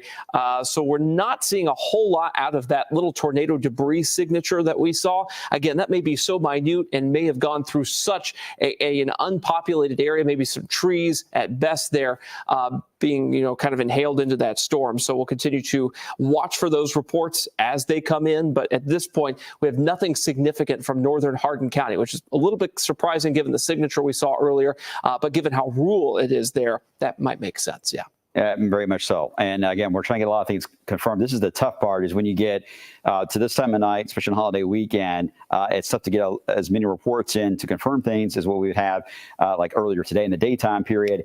And on top of that, it is still raining and thundering out. So a lot of people haven't had a chance to even go outside and look to see what has happened. So sometimes those reports get a bit delayed on coming in. So that's why we just got to treat it as we see it on the data and the reports we're getting from all of our instruments along the path. And let's hope that the ground truth is a little different than what we have. But so far, this is not a very ominous look here. All right, this line was way worse. Even an hour and a half ago, it was way worse than what it is now. So this is certainly a much tamer version of what we had, but still strong enough that it's going to mess up travel issues across the area. Very heavy rainfall, flash flooding potential could still develop here rapidly, and we could still get some pockets of the wind. We'll try to surge up, but it's missing a few items that on its checklist that it had earlier, and that seems to be working in our favor. As long as time is in our favor in this whole thing, as long as we can wait this out and get this to the east, the better off we're going to be, and we'll get it out of here as quick as we can. But at the moment, we still got at least, I would say, 30% of our viewing area, Ryan, it still has to get through this line. Right. So we're going to be on here good to the last drop until the threat is over here. We do have some updates from MPing, which again is this app that you can download onto your phone and make storm reports on that we can show here on TV. It's from the National Weather Service and University of Oklahoma. Several more of these red icons, 4 out of 5 damage level. We're talking like trees uprooted now showing up. At least one of these I can cross off because I know it's from the earlier storms. I'm going to cross off this one in J-Town. That one's from earlier today. But those other 3 that you see, those are concerning. And what I think may be happening here is we've got the wind in the other direction from what we had earlier today, now hitting these trees that were weakened by the storms earlier and a wet ground. And you've got these trees probably just toppling over, root ball and everything, hence the uprooted designation on there. You can literally see the tree roots here. So those 3 new red icons here, one a little closer to the Old Henry Road exit there on the Snyder, and then another one a little closer to literally the National Weather Service office down there. Yeah. We're watching those reports coming in at this point from MPing. And of course, if we have anything from the authorities here in Jefferson County, we'll pass that along too. Okay. All right. Thanks, Ryan. Appreciate that. Yeah, we don't like seeing that kind of report like that level. into Louisville. But it, again, would not surprise you just because, again, the wind has been shifting around from what we had earlier today. And the wet ground, time after time again, when I've seen these scenarios play out, the wind damage in a very saturated flooding type situation, the wind damage reports always seem to go up. So this is not surprising. And that's the reason why it's kind of confusing, because you really can get wind damage even without a warning in this scenario. You just have to be just close to it, and you can still run into some problems there. So we need to watch it. A bit of an uptick there into Trimble County. So let me check on you guys real quick and make sure you're all right. As we got some, at least a little bit more of enhancement. Lightning has certainly picked up. That's going to move right into Carroll. I hope that's not a notch there, but we'll check. It's in the northern part of the actual line itself, and sometimes you can get a little bit of a spin that can develop there. Well, it's not the greatest of signatures. It's certainly something to watch. Campbellsburg up 71 and near Carrollton. So it's really east of Bedford. Nothing wild here just yet. Ryan, I know you're checking on some of this too, but that is, we're going to be watching for maybe a bit of enhancement. Could get a warning out of that. It's going to be close. We do have a couple of mezzonets in that area, so we'll see if we get anything as it moves on by there in the next few moments. Yeah, Shelby County with a 34-mile-per-hour gust there, and that one is located near Simpsonville, so this is pretty live here. Okay. Yeah, well, those cells have really popped up too, right there in front of Frankfurt. Than we had earlier. We got to watch those. Really, the one in Trimble here is in Carroll. Seems to be one of the stronger ones we've got. That we have along this line. So we'll be watching as it crosses by the area. All right, Oldham County. So the reporting here by the police department. Multiple trees are down at Oldham County. So you're still under warning to Oldham County, but that is the section of the line that is now into Campbellsburg. So we'll see if we get another additional type of warning on that, if this can hold. But I think right now that is the strongest part of the wind into Henry County area. They came out again right out of Oldham and headed off to the east there, Ryan. So, Eminence 64 mile per hour on radar, not ground truth, by the way. Campbellsburg, that brightness that you see there, that is 67 miles per hour. Okay. So it's right at that point. Again, we're close to warning level. We'll see if they put out a warning for this, because it's been very close to that. And again, with the report now that we're getting from the police department of trees being knocked down into Oldham County, the same thing may be happening here. So I would say at this point, just be prepared for some power flashes that may happen in your home here, or you could even get power outages. But just stay in, again, your safe spot. I'm sure most of you are. This is not a time of night meaning you're going to be leaving the house to go grocery shopping or anything. But I get the idea that just be careful traveling between Campbellsburg, Newcastle, Eminence, and then we'll see if that heads off to the east a little more into the eastern side there of Henry County. But that looks to be the strongest we've got at the moment of some of the stronger wind fields. Although, Ryan, you're picking up some strong winds into Bardstown right now. Yeah, this is concerning. This is Boston, Kentucky. This is New Haven. I'm picking up 68 to 70 mile per hour winds detected on radar. This is in southern parts of Nelson County right now and eastern LaRue.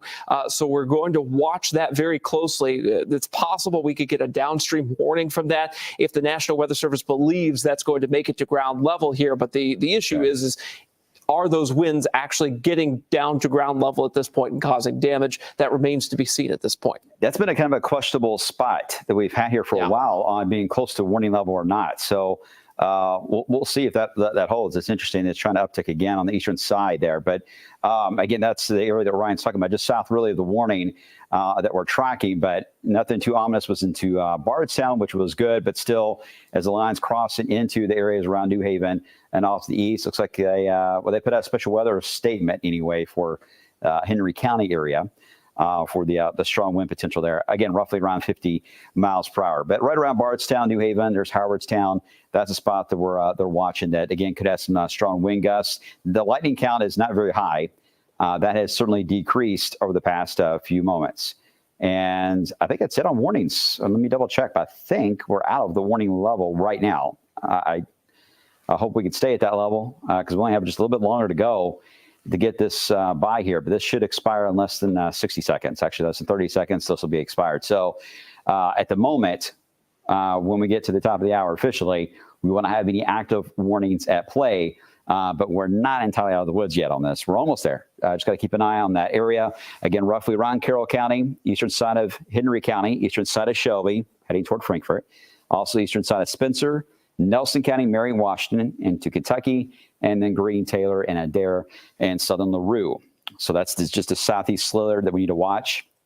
as this moves on by. You tend to watch, or you tend to have more problems that can develop the little apex portion of this that move through Louisville. So that is a spot to watch. And that's where we have the most lightning too, has been found still across this section as you head into Carrollton, which there's a Kentucky mesonet there into Carrollton, but I don't think we've had anything strong there. We would have probably heard.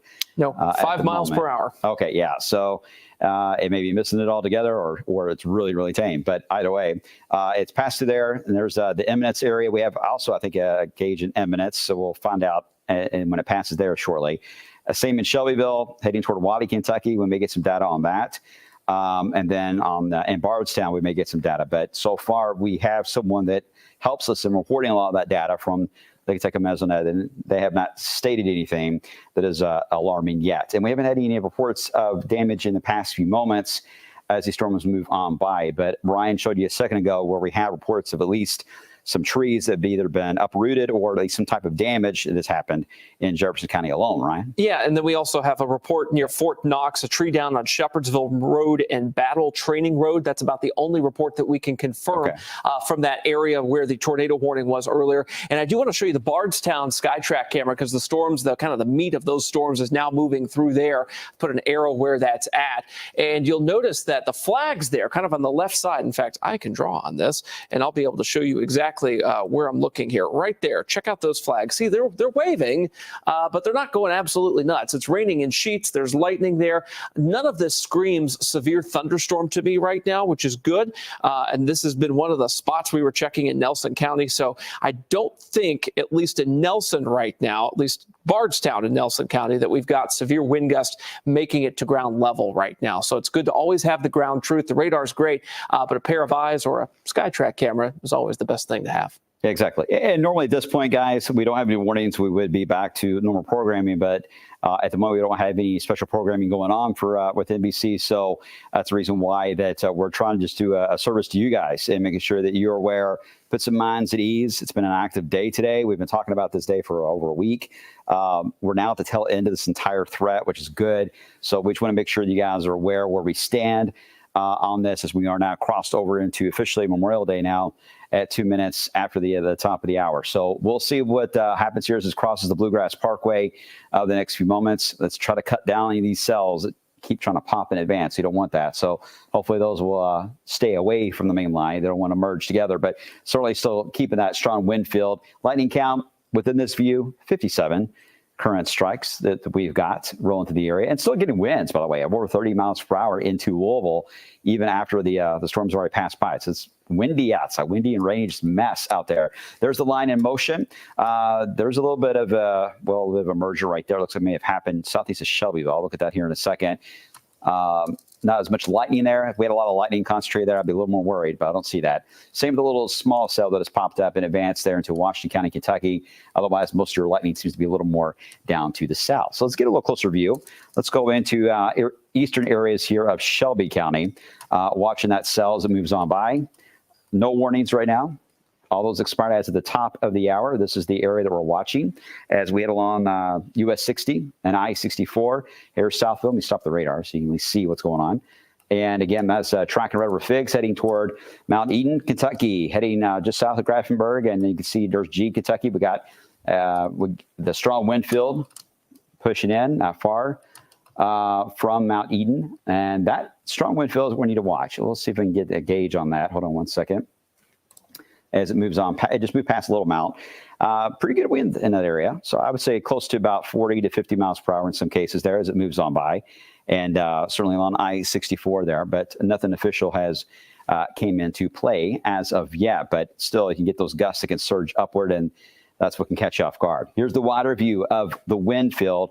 Ooh, boy, I didn't see that down in the southern part there of Nelson County. That's pretty strong. I think that, there's the warning. There's the warning. As I say, I think that looks a little ominous there. Okay, let's get right into it. There it is, near Bardstown. Again, that's heading to the south and to the east, heading into Marion County. The official warning stats. This is going to take us for about another 45 minutes or so for this particular warning to get issued. So let's bring that up and show you. We got officially about 31,000 people in the path here. Washington County, green. Taylor, and Marion, all included in that. Only a small slither there of Greene County. But it's officially till 12:45 Eastern time. Nothing overly ominous on the tags here. Pretty basic on the severe thunderstorm warning criteria of strong gusty winds. But again, you get a couple cells like that could pop up. We get that strong wind field kind of enhanced in the area. That's the reason why, again, that's getting a bit more of our attention as that moves through areas of LaRue County and, again, right there into southern areas of Nelson County, marching quickly into Marion, Nelson, all the way down into northern Taylor County there, Ryan. So I have queried some of these pixels here, and I'm not going to show you this on the air because I don't think it's right. But this blue right here, very strong winds. I think the radar's got a little bit of interference or something going on with it because it's showing numbers that just don't make sense. But nonetheless, you'll get the idea here that we do have that 60+ mile per hour wind gust potential now moving into Holy Cross, northwestern part there of Marion County. If you live in Springfield, if you live in Lebanon there, or Willisburg, you need to be away from doors and windows. The very center part of where you live. I know a lot of folks may live in condos or apartments here. That's just going to be away from doors and windows. Just make sure that you're putting as many walls between you and, of course, the outside as you can with these very strong winds moving in. Just want to make sure, out of an abundance of caution, that we're doing that tonight. No tornado potential with this at this time. This looks to be just straight line winds, but, it's moving into a part of wave country here with a fair amount of people. And, if you know some folks down in like Holy Cross, Lebanon, in fact, there we go. Now I can start querying this because the interference looks like it's gone away there. So now Holy Cross has on radar 64 mile per hour gusts there. Looks like 70 mile per hour. Again, this is radar indicated wind potential here aloft. So somewhere between about 65, 70 miles per hour, possibly moving into Holy Cross right now. Give your friends in Holy Cross a call. Say, hey, wake up. Just make sure you're away from doors and windows. Batten down the hatches. Here we go. Big old batch of wind now moving into the area that's right on the border of Nelson and Marion counties, Brian. Yeah, it seems always to be the issue, too. We got these strong winds aloft, and the question is whether or not some of this can get tapped into and pushed down to the ground level or not. So a lot of this is a lot of cautionary work, but we have had, some trees that have been knocked down. Even in Louisville, when the winds came by with the official gusts of 52 miles per hour. So even with those kind of wind fields, you can still get some wind damage. So I think it's the reason why they're watching this. Plus, you have a very define what we call a line of delineation, which is indicating you can get some strong winds that can form too on the leading edge there of the rain as it moves on by. It's a little bit more of a defined area on that, and they connected all the rest of the warning there. So we've got everyone now in the southeast section under this severe thunderstorm warning that's been branched all the way out. And this will probably be the last, I think, of the warnings we're going to get here. I don't think we're going to get any more beyond this point. So this looks to be it. So let me kind of get you through the stats on this warning. Again, this is going to be the one that's on the southern side of this entire line. They do list that as tour possible on that. It is listed at expiring at about the same time as the northern side of that will be, which will be about 45 minutes after the hour. I think the worst of that, and I think Ryan's looking at that too, is going to be a little more on the southern side of Hart County, maybe even into Barron County, especially where that lightning is really concentrated. Maybe a little more of the issue there that we may have with some of the higher potential on those winds there, Ryan. Yeah, so we're going to be tracking, of course, the winds inside this at the moment here. And Glasgow is currently getting rocked by this storm. And I think that's going to be the sort of highest winds that we see is just south of Hart County with this particular storm, as we were just discussing. That's kind of where the core of this storm is. That's out of our viewing area. However, Greene, Taylor, and Adair counties, you folks are in our viewing area. And this is making a beeline to you along US 68 right now. So if you're in Columbia, if you're in Fry, Kentucky, if you're in Greensburg, keep an eye out. You're under this severe thunderstorm warning right now. It's moving through Glasgow. We'll see what it does. But right now, since this is kind of one of these more southern storms that we're tracking, it may have more ingredients to work with, a bit more instability. Would not shock me if this ended up being a more significant thunderstorm than what we've seen probably over about the past 20 minutes or so, Brian. Yeah, well, the lightning certainly is a good indicator, too, because we've seen that for the first time really in a while here as really begun to spike. Let me get rid of this warning here so you can kind of see what we're tracking. Put on the wind velocity here, and again, we're tracking those little notches. And of course, right there into in Barron County itself in Glasgow, that seems to be the most concern there as it's tracking off to the east. We'll see if that can develop or not, or if it's a temporary little signature, which has been the case in a few of the storms here tonight, but all the way down just on the southern side there of our viewing area. That's where we're watching for some of those stronger wind fields. Okay, I'm going to get you back up to the north. We'll continue to watch that. We're not going to ignore you guys down there in Greensburg or in Campbellsville. So got to watch this strong wind field that is pushing in right there into western side of Washington County, Kentucky, moving right into Marion. Now, correct me if I'm wrong, Ryan. I think the next gauge we're going to get is probably going to just be Marion County on being able to measure some of these winds in this section here, and maybe Campbellsville, but I think Marion County. Yeah, Marion maybe would be the next. first that we may see. It may take a bit of time to get there. Right. So we got a few moments, but just by looking at how the wind is arranged on that, I could certainly see why the warning is out. That potential to get some of those stronger wind fields is in play. Were we monitoring all reports in case we get any type of wind damage whatsoever as these move on by? But this is really, I think, the last of the warnings that we've got of this system, and that's going to take us until about 45 minutes after. Hart County has a 42-mile-per-hour wind gust within the last few minutes there at the Kentucky Mesonet site. Marion, of course, this is not quite hit there yet, 20 miles per hour, kind of the pre-storm winds, if you will. LaRue County with a 30-mile-per-hour wind gust. And I've popped up some of the wind damage reports here, too. And you can see that they're starting to populate down in central Kentucky. Hart County has several parts of their area there with wind damage reports, and quite a few minor wind damage reports now across the Louisville Metro area. We do have some fresh wind damage reports, of course, from areas a little closer to southwest LaRue County, south and west of Hodgenville there. That would be near Magnolia, Kentucky at this time. And that's kind of a 2 out of 5 on the wind damage scale that you can pick from here on this MPing app that we can source data from, and you can send reports into. Just search your app store there. The western part of Marion County also picking up one of those reports. So we're starting to see more of these mount. I think the wind damage is not as pronounced as it was earlier today, but as folks are starting to kind of look outside and go, well, I just lost a couple of tree branches here, I think we're going to see these light up a little bit more here with this line of storms now moving into southern Kentucky.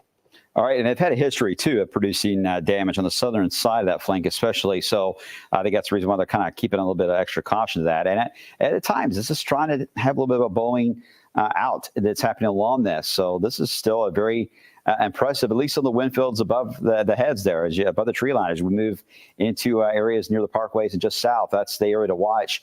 That we can get some of those stronger wind gusts that can easily get to severe potential, which will be right at about that 59 mile per hour mark, which is certainly possible. At the moment, it's past Bardstown, still windy in Bardstown, but the worst of that leading edge is past you. So this is mainly now Washington County, all the way into the central side here of Marion County. We're tracking into Taylor County and the northern part there of Greene County. Those look to be the main spots that we're going to watch as these storms move on by the area for those stronger wind fields. So we get you back to the radar so we can kind of keep an eye on the rain side of this. And there's some development. Again, anytime you get that development like that pops in advance, it can cause a complexity where you can get a brief tornado warning that can develop in that situation. So we need to watch that because these cells that have been popping up to the advanced area, you head toward Anderson County, and the same story into Marion and Adair. When those cells pop like that, you can get sometimes some very brief rotation on the leading edge of that very strong wind field above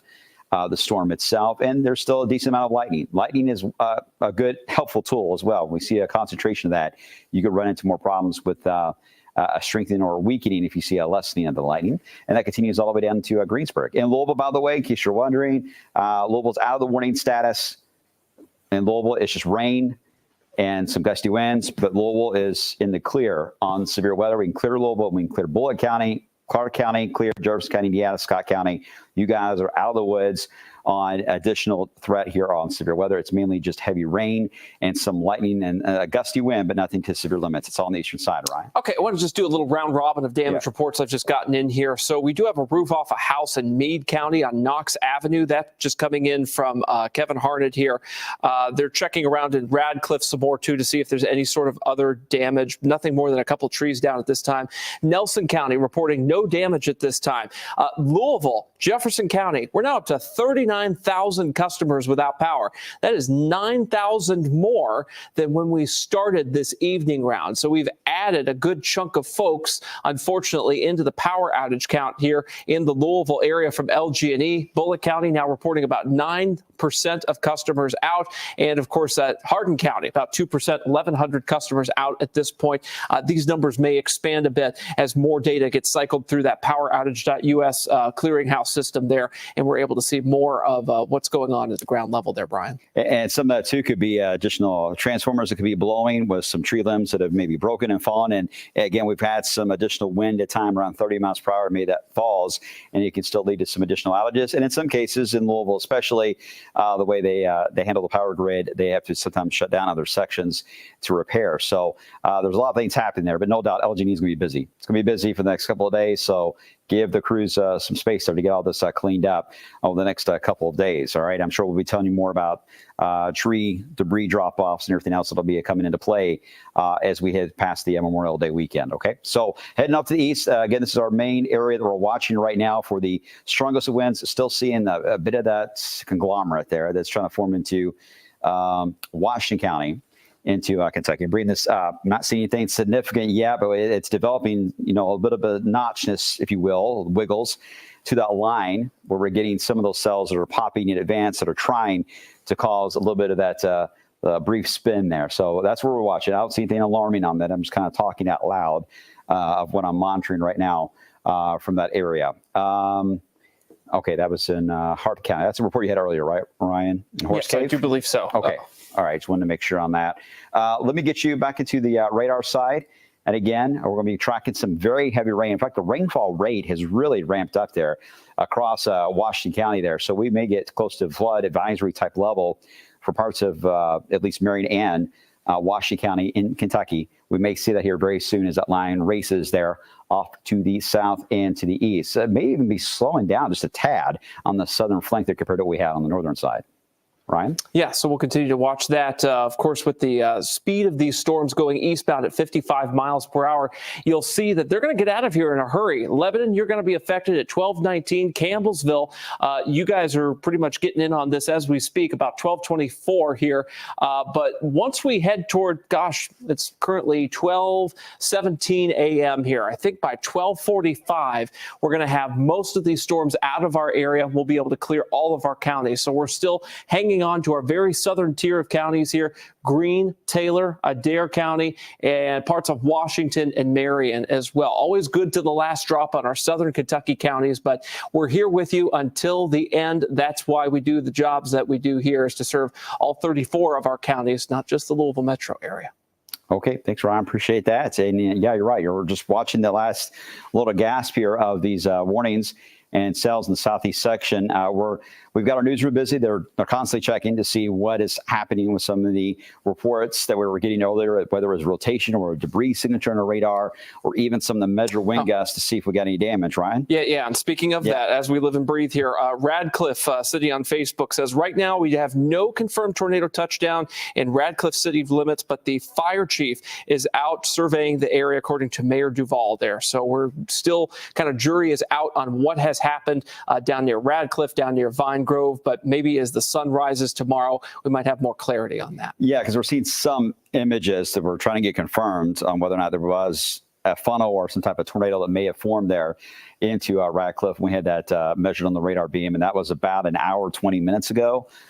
We saw that signature on the radar. So there's a lot to be done really tomorrow once we get into the daylight part of the day to do a lot of analysis there. But the good news is we can pass on is there's nothing threatening right now that is happening to cause anything to that level on damage or anything. It's mainly just a wall of heavy rain and wind that can easily get up there, around 50 miles per hour, maybe up to 60.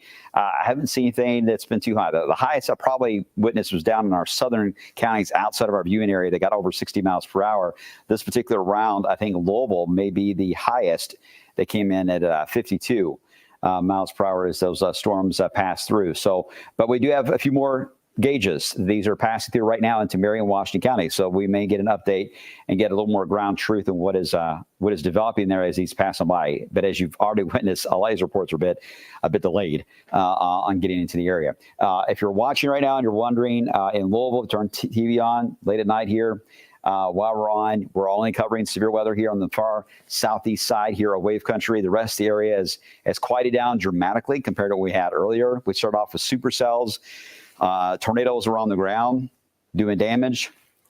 To the west of Wave Country. It was a very busy start to the evening, but we've really seen things kind of relax quite a bit compared to what we had earlier on into the evening hours. This is a good thing. We're, again, in the last little gasp here of this line. It's trying to feed on whatever it can on the southeast side and trying to produce a bit of an uptick on some of the intensity on these showers and storms. The problem is this section here, Hart County into Greene. This was initially part of some of that rotation that was a possible tornado that was back toward the northern side of Bowling Green. So that still may be embedded in that as it tracks there along our southern counties. Sometimes that little spin can hold on, maybe masked at times, but it may be still a factor as it tries to drift toward the Adair County area. So that's one reason we got to watch that a little closer as it moves on by. And then we got just a big conglomerate there of some gusty winds that have at least shown up on the radar aloft. We were trying to get some ground truth to that, but so far we haven't. That will eventually be moving out. Frankfort is next to get in some gusty winds and rain, already doing so now. And then just east of Carrollton, that's the only warning that's heading toward the northern Kentucky side of things. It's 71-75 split. The rain's already stopped back into Du Bois County. So we're almost to the end of the rain now. So we're able to see the entire storyline fall out in front of us here as we head through the next few moments. Ryan, do we have anything else on the Kentucky mesolnets there? I mean, the winds coming into play. I know it's about a 5-minute delay that we get on this, but I really just want to know some of that ground truth there. I know you're looking for that too. So. We got some updates here. Taylor County, 35 miles per hour. Okay. Hart County, 33 miles per hour. Shelby County, and that's going to be the one that's really almost in Henry County here. That's at 30 miles per hour at this time. Also keeping an eye, by the way, if you're seeing what's behind me here, on this little notch near Willisburg. I don't think this is anything at this point, but we've seen so many of these notches tonight that we've kind of gotten drawn to them because that's typically where you would have some rotational trouble. New scan coming in here. This is just south of Willisburg, north and east of Springfield here in Washington County, Indiana. Not giving us too terribly much concern. It's getting ready to move out of our counties as we speak there, but we're watching each little tiny development in this line in southern Kentucky as it moves through. Okay, thanks, Ron. Appreciate it. Let me go through the warnings as we stand right now. It's 22 minutes after 12 on this Memorial Day. Here we go with the warning we got for Adair. There's two sections here of the line. The Adair Greene Taylor portion of that, severe thunderstorm warning out until 12:45 local time, 45 minutes after the hour, better way to look at it, or 24 minutes left in the warning. The other one is Greene, LaRue, Marion, Nelson, Taylor, and Washington County, a little further to the north. Those two sections are the main ones that we're watching for the potential for any more additional wind damage potential that can develop on the line. Here's a live view into Bardstown. There's the old courthouse in the square. And you see the wind still blowing there. Now, obviously, we've had some heavy rain, but we've had anything significant that was reported there and damage. So that's good. And most of that's already east of you now into Bardstown. It's certainly stayed windy. In fact, Louisville's still gusting at 30 miles per hour. So it's going to stay breezy for a while, even beyond this initial line. But really, it's just a very small section on our northeast side here of Wave Country, and then the southeast section as we're watching. And that still has the tornado possible tag on it as you head toward Adair County, because that at one point was a tornadic supercell that has now just been absorbed into the line and just kind of hanging out and trying to blend in with the crowd. But we see you. And so we're watching it carefully as it moves in to that area there in southern Greene County and perhaps into Metcalfe County and in Adair County as well. So we'll have to watch that. If there's anything that probably would develop that would get our attention a little more on the severe wind bill side of things, it would be whatever comes out of that section moving out of Metcalfe County as you head into portions there of Adair County here in the next little bit. I think that's probably our biggest concern spot right now will be here at the very last moment. Otherwise, I don't see much happening off to the north compared to what we did earlier. We've been trying to find reports to just get confirmation of all the data we're getting so we can let you guys know if you need to worry or not. And we've not been able to get anything confirmed on that. But it's worth noting that even as Ryan's been showing you, even with wind gusts in Louisville that got to 52 miles per hour, we've had trees that have either been knocked down, uprooted, tree damage in general. We even had a possible brief tornado that may had developed there near Radcliffe. We'll find out for sure on that once we look at the data a little more. And the chief is up there checking it out to see if that's the case or not. We don't have anything confirmed. But we haven't had anything major on the wind fields that have shown up in general in the area that match the ground level. It's been relatively tame compared to even what we had earlier today. But still, having said that, it's still causing problems, still causing some damage in spots. Power's being knocked out, additional outages, and of course, we're still getting trees knocked down as well, Ryan. Yeah, I've got a couple of damage reports here. The Oldham County EMA says multiple trees are reported to be blocking numerous roadways, such as Highway 329, that's near Crestwood, Highway 42, etc. Use caution while traveling. Also hearing from Horse Cave, which is in Hart County. They've got a roof blown off a carport and power lines down. This is near Highway 31W down that way. And finally, I do have some of the updated timings here of these storms moving through Adair, Taylor, Marion counties here. You'll notice that Mansville, Kentucky, there is at 12:31 a.m.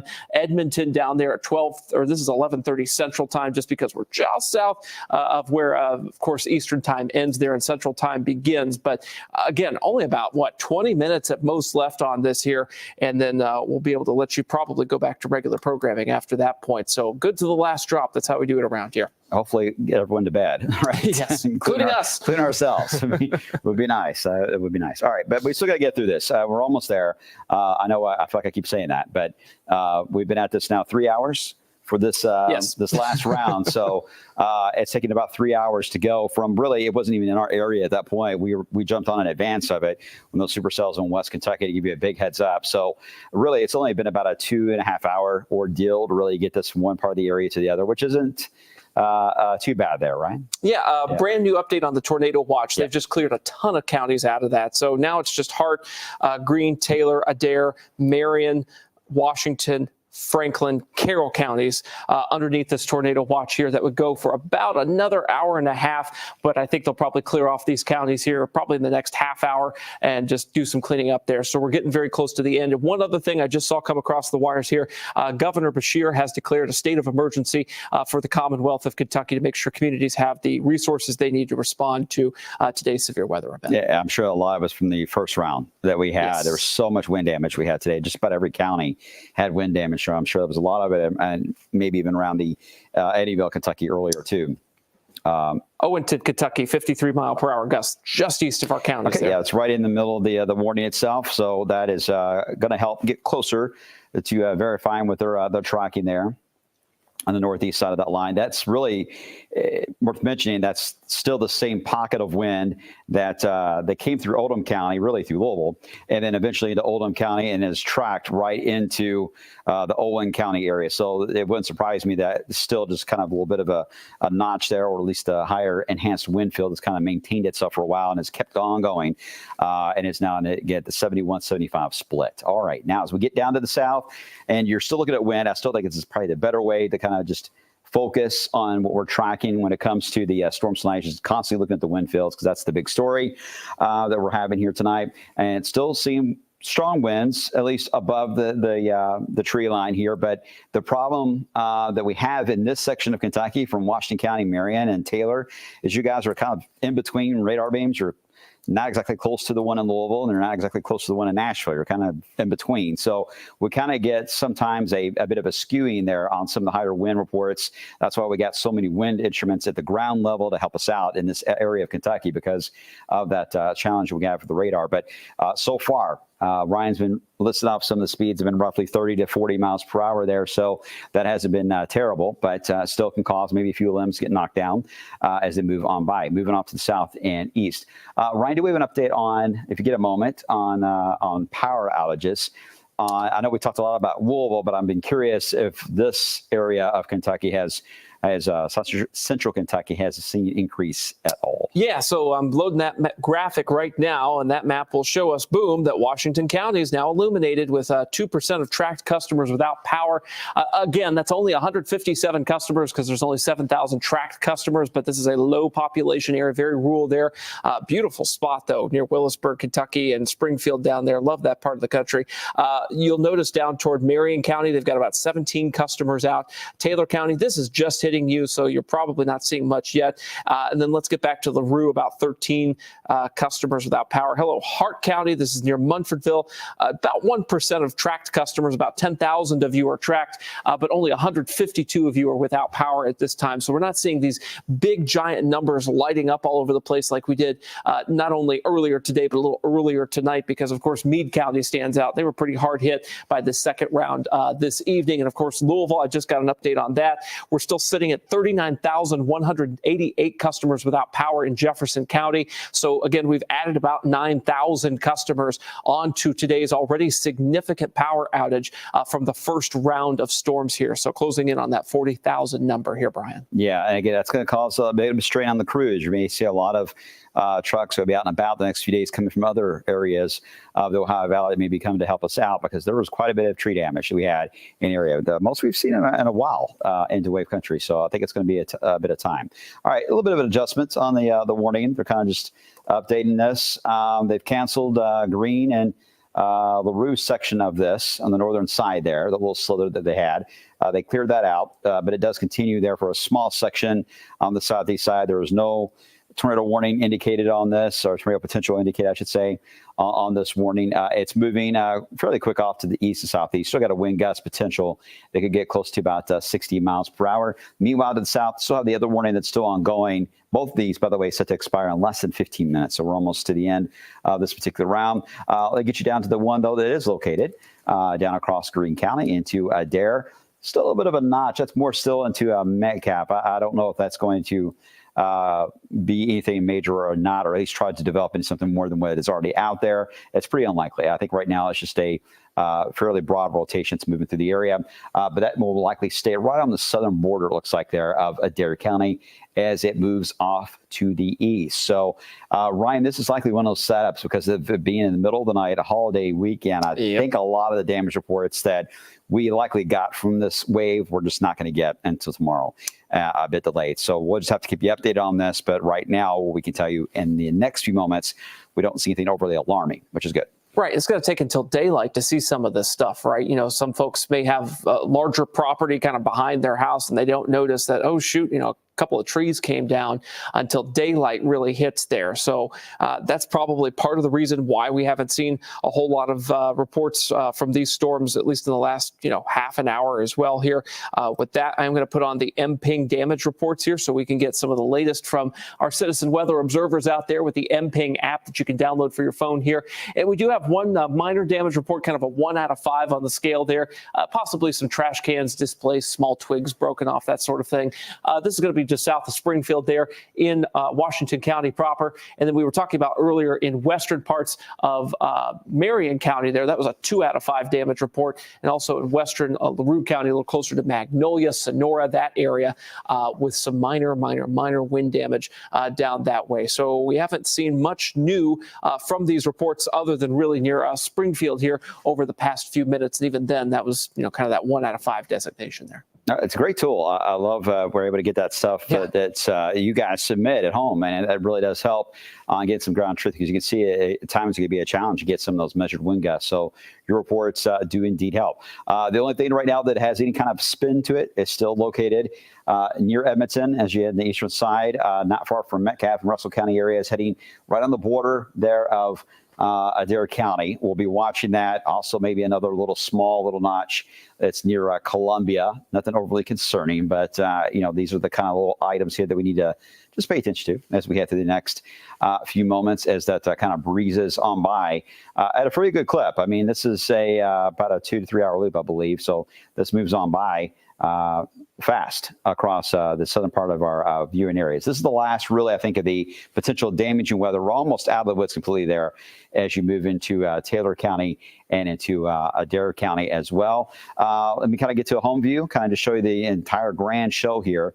that we're looking at, and then we'll get into even more wider view with Ryan coming up in a second as he kind of covers the entire region. If you have friends or family that are kind of traveling and going to different parks and camping, we'll have an update here in a second on things on how they look there for that area. Okay, here is the wider view. And again, Louisville, it's just a steady rain. We're out of the tornado threat. We're out of the severe threat altogether. In fact, we're moving out of that range. Still got just a few warnings here on the leading edge of this band of severe wind and rain. And then we really drop off. Look how the flood warnings are still out, though, in West Kentucky, where that tail portion of this is kind of dragging its feet, slowly working its way to the south. All right, Ryan, what you got for the rest of the Ohio Valley? Okay, yeah, so these storms continue to push toward the east and southeast here. So we've got one big, massive line of storms now pushing through the Commonwealth and into Tennessee at this time. Kind of two sections of it, one heading eastbound toward the Lexington area at this time here. And those storms aren't particularly severe at this time. That's some good news. Bowling Green finally kind of in the clear from severe weather here. They had a little scare earlier tonight. There has been some damage reported around that area. We'll see when daylight hits, just what indeed has happened down there. A lot of that may be straight line wind, thankfully. And as we push down toward Nashville, notice they're getting ready to get hit by kind of the north to south sort of trending line, or part of this line of storms now moving into middle Tennessee. And I do want to call your attention way over here to northwest Tennessee and northeast Arkansas, northeast to Jonesboro there. A pair of tornado warnings. This is what we call tail end Charlie, where you've got the very tail end of a line of storms that can have a supercell kind of embedded on it and then just travels along with the line there. Definitely a tornado problem approaching I-55 there. That is in the Missouri Boot Hill and extreme northeastern parts of Arkansas. So friends and neighbors that you might have near like Jackson, Tennessee, a little closer to like Nashville, might not be a bad idea to text them and say, hey, heads up, here comes this big line of storms moving into your area. So that's the entire region, what we're seeing right now. We are literally at the very end of the severe weather here in Wave Country, thankfully.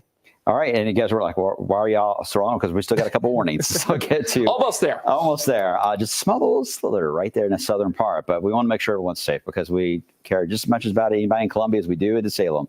So let's make sure everyone's safe as we say, hopefully here soon. Good night, and let you guys get some rest. Enjoy the rest of your holiday weekend. And tomorrow, just FYI, has treated better. There's one little lobe of moisture that tries to spin back down, but right now we're thinking that that will hopefully spin past this before we have to worry about it developing anything as we get into Memorial Day. So that's a nice little change of pace compared to the past couple of days. Let's hope that still is the case as we head into tomorrow. All right, I'll be here to let you know.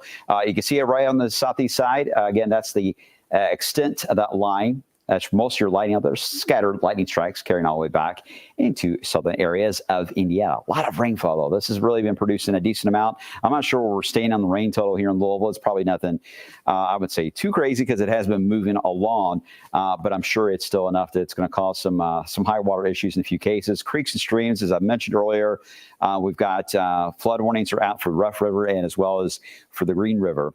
As it's been climbing out of its bank. So, again, if you have any friends or family there, just make sure they're okay tonight. Hopefully they're not anywhere close to any of the rising water that is taking place. And as we get into our northeast section, still watching some of that gustier wind that moved right across Carroll County into Owen County. That's where we have the strongest right now. Some of those wind fields being found there all the way to the eastern side, I would say the western side here of Lexington, eastern side of Frankfort, all the way down to about the Campbellsville area. This part here in the southern part, still kind of dragging its feet just a bit, trying to get through Adair.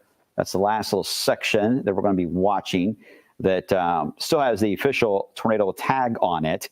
As it, again, at one point was a tornadic supercell that moved through southwest Kentucky there for a while. So it's still causing a little bit of concern there for maybe some brief rotation. Right now, we're looking to be in fairly good shape. All right, I see a Clover report, which we mentioned earlier about Clover report, had that strong wind in Breckenridge County. This is a report from earlier. This was at 10:35 Eastern time. A lot of power outages reported from that strong wind as it moved through that area, which is what we saw earlier. A lot of that stronger wind that when it was approaching the Louisville Metro really did have an uptick. And I think a majority of our wind damage reports are going to be from that area. All right, at least for the northern part of the line here, they're going to let this one go when we get to 12:45. So this one is not going to be renewed. We just then have to wait and see what happens here with Adair County. Mr. Hoke. Okay, US 127 in Frankfurt. Tawana Andrew flagged this for us. She's in for her morning shift. I've seen her twice today. That's never a good thing, right? That means that this has been a very long day for us here at the WAVE Stormtracking Team. But she just flagged this for us. Very heavy rain right now. US 127 in Frankfurt. So if you've got plans to be out driving this evening, if you've got friends or family working third shift, trying to get in, they're working the holiday. Hey, I've been there. I get it. We're here, right? But just make sure that you're being very safe on the roads this evening and using your headlights, keep those things on as well. That is the very heavy rain that we're seeing here in Frankfurt on the radar view here. No warnings associated with this, but quite a bit of lightning. We've seen some lightning strikes on that. Of course, that camera from the Kentucky Transportation Cabinet there. But that's kind of the last gasp of the worst of the storms there for the Franklin County area, despite those not being severe. So now, Brian, all we have to do is get these storms out of Columbia, and pretty much we will be home free. All right, so everyone in Columbia, just yell real loud, get out of here. Hopefully that'll help. All right, because we're almost there. Just got to get through this last little section, some pockets of a stronger wind that is tracking there. But I know a lot of you in Dare County are staying up, and you're waiting to see what gets still developed there. I totally understand that. You still got the severe thunderstorm warning out officially for 5 more minutes. We'll let you know as soon as they decide if there's going to be an expiration to it. We have not had anything confirmed on the severe side in either warning. Okay, so it's mainly just been the potential side that we're looking at. And really for this section of green, all the way down into areas not far from Russell County there, a lot of that has just been cleared out as far as being out of the threat. It's really just the leading edge of this warning that we're watching, which is mainly Adair County. Even into Taylor County area, a lot of that is mainly aloft that we're looking at for some of these stronger winds. But right there in Columbia, still got to watch that. It's right there. Just a very broad little circulation there. It's pretty typical in that section of the line to see that. But it's kind of just drifting right over Columbia now. Could get some strong wind gusts, maybe near Glens Fork. I can and roll that out. Obviously, the winds roughly around 40 miles per hour, maybe up to 50 in a few cases. Louisville gusted to 52 earlier. Had a decent amount of reports there of tree damage. We added nearly 10,000 people to the outage list in the area. Okay, let's kind of play this out as I'm looking at some of the damage coming in our systems there. You all can't see this, but quite a bit of damage here in Bowling Green, looks like, Ryan. Some of the homes. Oh, my gosh. Down in that area. Bowling Green, of course, had a tornado warning earlier in that area. And it's we've had several reports of damage in a residential area. And it looks like that is the case. We'll get all this confirmed for you guys, but we'll have more on that coming up on Sunrise, I'm sure, as we get more data. But at one point, this is actually the line that was part of some of that activity that was back into Bowling Green that was kind of just blurred all together heading off to the east. Okay, well, this is the last of the warnings we got here. We've got 4 minutes left. It's worth mentioning another flood advisory just came out. That's going to be in southern Kentucky for Bowling Green. Wouldn't be surprised if that's going to be another issue we may run into. A few more flood advisories could get issued, especially in this area. Adair County, you guys have already had close to 5 inches the past few days, so you've had a lot of rainfall. So even this, I would say ½ inch, 3/4 of an inch, it's trying to move through now. It could cause some high water issues on the roadway. So again, hopefully you're not traveling at all. Some of you have no choice. I get that, but be careful if you have to venture out at all. Okay, let me show you the camera view. This is actually be into Bardstown again. Really, it's calmed down. We had a lot of lightning earlier, but right now it's relatively quiet. Now, as mentioned, rain and wind taking place, which is always a good thing. Here's a wider view of the radar, taking you to our home view, where we got moderate rain in Jefferson County, all the way back into Harrison County, Meade County, Breckinridge County. Look, all the flood warnings are out. Just about all of West Kentucky is under a flood warning right now, so that's a mess. We haven't had any advisories for that closer to home yet, but it wouldn't surprise me again. I could get an advisory or two that could get issued for some flooding. Okay, looks like a new warning. It's going to be Adair County until 1:30 in the morning for Adair County, but it's only a very small section of it. So let's get you to it. Let me show you where that is. Right. Okay, here is the Gradyville area. And there is, again, Columbia's right there into the middle. So it's the southeast section of it here. It's still got TOR listed as the possibility on it. Mainly because, again, of its history that it had, but officially that does not expire until for 45 more minutes. It will not go 45 more minutes for Adair County. That will be cleared earlier than that. So really for Adair County, I still think you're roughly in about a 15-minute window here, and you'll be out of the zone. But it's a little notch. It's a problem that we've had here for a while that just keeps showing up. that keeps triggering that warning to stay in effect. And again, that's going to be right there on that southern side as it moves out, heading into the southern side into Russell County and eventually heading into Monroe County. We'll be tracking that as it heads off to the east, Ryan. Yes, and indeed, we are tracking the wind speeds within those storms as well here. So we can query near Glens Fork, I should say at this time, a 67 mile per hour wind speed within the storms. Again, the radar site is in West Point, Kentucky, and we're down here in Adair County. So that's a pretty big, discrepancy in distance there. So it's going to be a pretty high up radar scan that we're seeing this, of course, this wind data come from here just south and east of Columbia. This is near Glens Fork. They continue to advertise the Storm Prediction Center does in their latest mesoscale discussion update I just got here for this section of the world on eastward into eastern Kentucky. So we're talking literally just Adair and into eastern Kentucky here.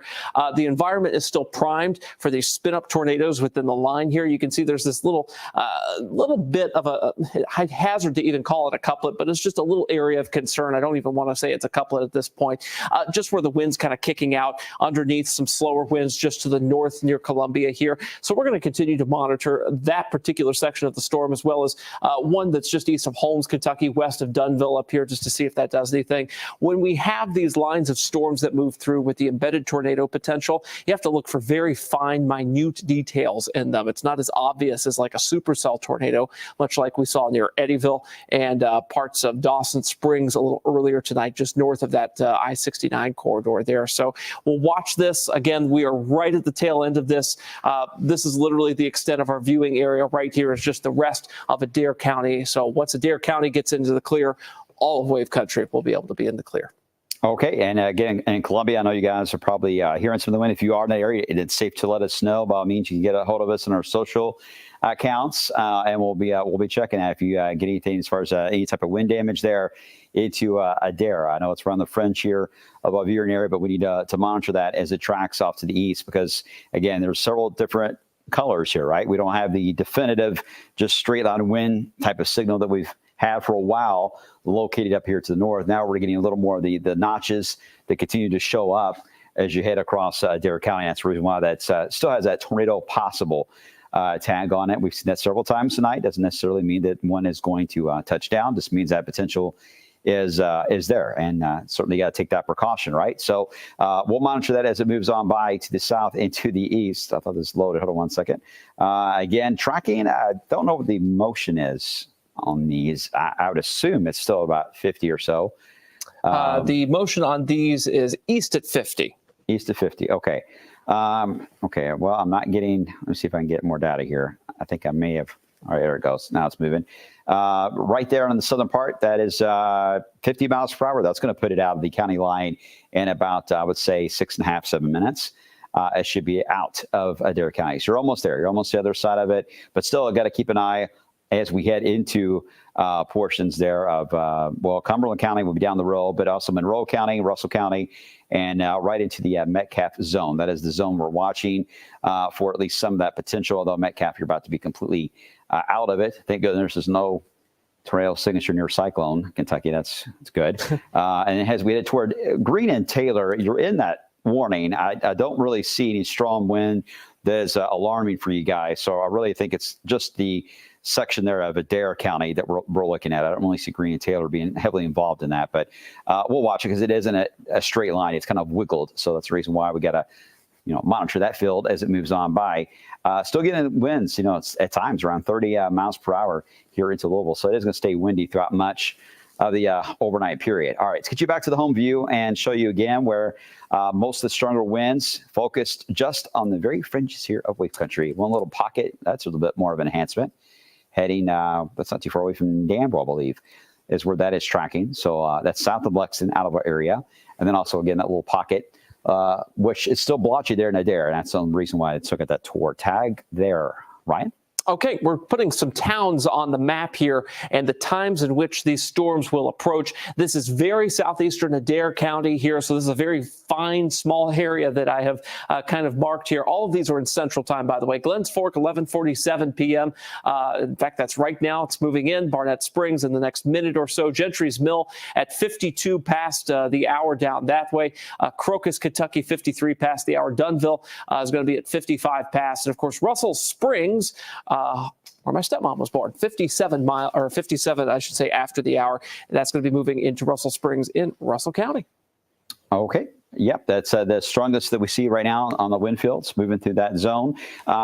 We do not have the tornado watch has been killed for a lot of areas. It's been cleared out over much of WAVE country, which is good. We only have just a small section that we'll be watching for. The warning, I think, was set to expire at 2 o'clock, I believe. 2 a.m.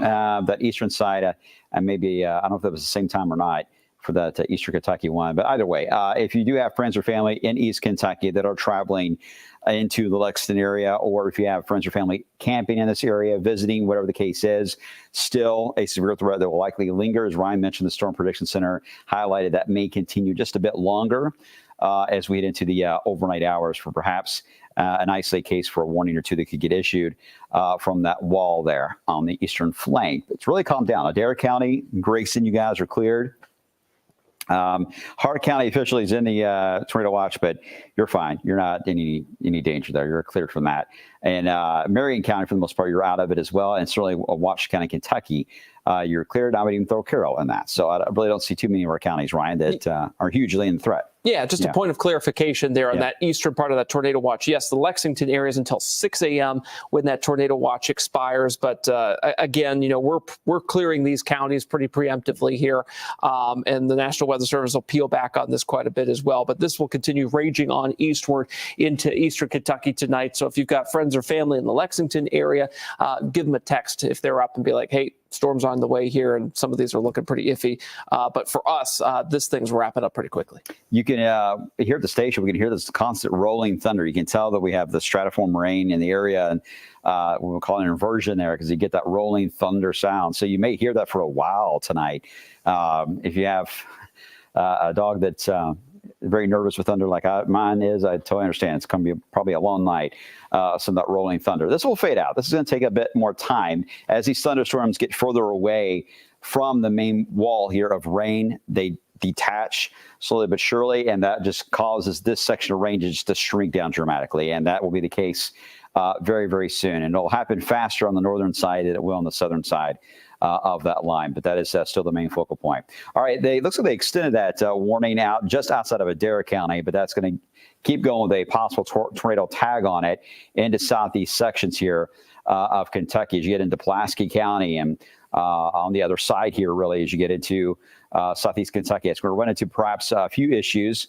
Madison County, Boyle County may run into a couple issues where you could still get some damaging winds out of that cell that is still really the strongest as you move into the southern side there of Adair County. That's the area that we're still watching. So we have not had any reports of anything as far as damage out of that. Now, we do have a gauge there, but it's in Columbia, and we may not get data on that until a little bit later just because of where that's positioned at, right? 36 miles per hour there right now. All right, so that's been about the average that this line seems like it's had the past few moments as it continues to scan through across the area. Now, see, we're on the Louisville radar. Let me see if I can get us into Nashville's beam. I don't know if it'll go there automatically here. All right, kind of sort of does the last minute. All right, right there, again, a bit of a wind belt in the southern side there, again, of Adair. Move into the east fairly quick, heading toward Monticello, Kentucky, and then Pulaski County. But we're almost out of this. We're almost out of this completely. I think overall, the strongest of the winds are really out of WAVE country. I don't really see anything that got a huge concern on this. But because we still have a warning out, we're just trying to make sure that we're keeping you guys informed down to the very last minute there. What else are you doing on a Sunday night anyway, right? You might as well just hang out with us, and we'll keep you updated on this, because some of you, I know, don't have power, and you haven't had power since 12 noon today, and you're like, I just want to know what's going on, and I just need to know so I can go to bed. I get that. Majority of you watching can do just that. You can go to bed, okay? So let me put on the radar, and this would include Louisville. We're fine here in Louisville. Just if you have no power, I know it's going to be probably a sleepless night, being humid outside, probably keeping your house quite warm, and you have that rolling thunder, but we're done, all right? We don't have to worry about severe weather. for our area. This is mainly just the just 1 or 2 counties right now, and really it's just mainly the very southeast side there of Taylor County and moving into Columbia at the moment. But quite a bit of lightning, Ryan. I mean, you still see strikes all the way back to Corden. So, yeah, I mean, in this entire view, it's about 200 and so strikes that have happened. It's decent considering how much this is a weekend. Of course, a lot of that's in the front edge, but it really has dialed back a bit. So we've really lucked out. I think that the way this was ongoing just to our west, it was looking really, really on, especially west of 65. But so far, I think we've got the better end of the deal on that, other than this morning, of course. And we've lucked out on flooding, too. To be completely transparent here, I expected to have multiple flash flood warnings right now. We just don't have that. The rainfall totals haven't been enough to trigger those. Litchfield's had about 2 inches of rain here in the last 24 hours. That could have been a whole lot worse, and you'll see just to their west, it was a little bit there. Munfordville, 1.8 inches. Campbellsville, 1 1/4, 1 1/3 in Lebanon, 1 1/2 roughly in E-Town, 1 1/3 in Hardinsburg. These are all Kentucky mesonet rain gauges here. So all the gauges on the Kentucky side of the river are true rain gauges from the Kentucky Mesonet partnership there with Western Kentucky University. 3/4 of an inch from Shelbyville to about a 1/2 inch in the Louisville area. We can drill that down even more with the MSD gauges here. Again, live 5-minute data that we can ingest here into our graphics from the MSD website. And you'll see PRP there with about a 1/4 inch of rain. That's just since midnight. And guess what? The clock struck midnight about 54 minutes ago. So all of these are super fresh rainfall totals here just from the last hour or so. So we're not seeing anything heavy enough to cause flooding.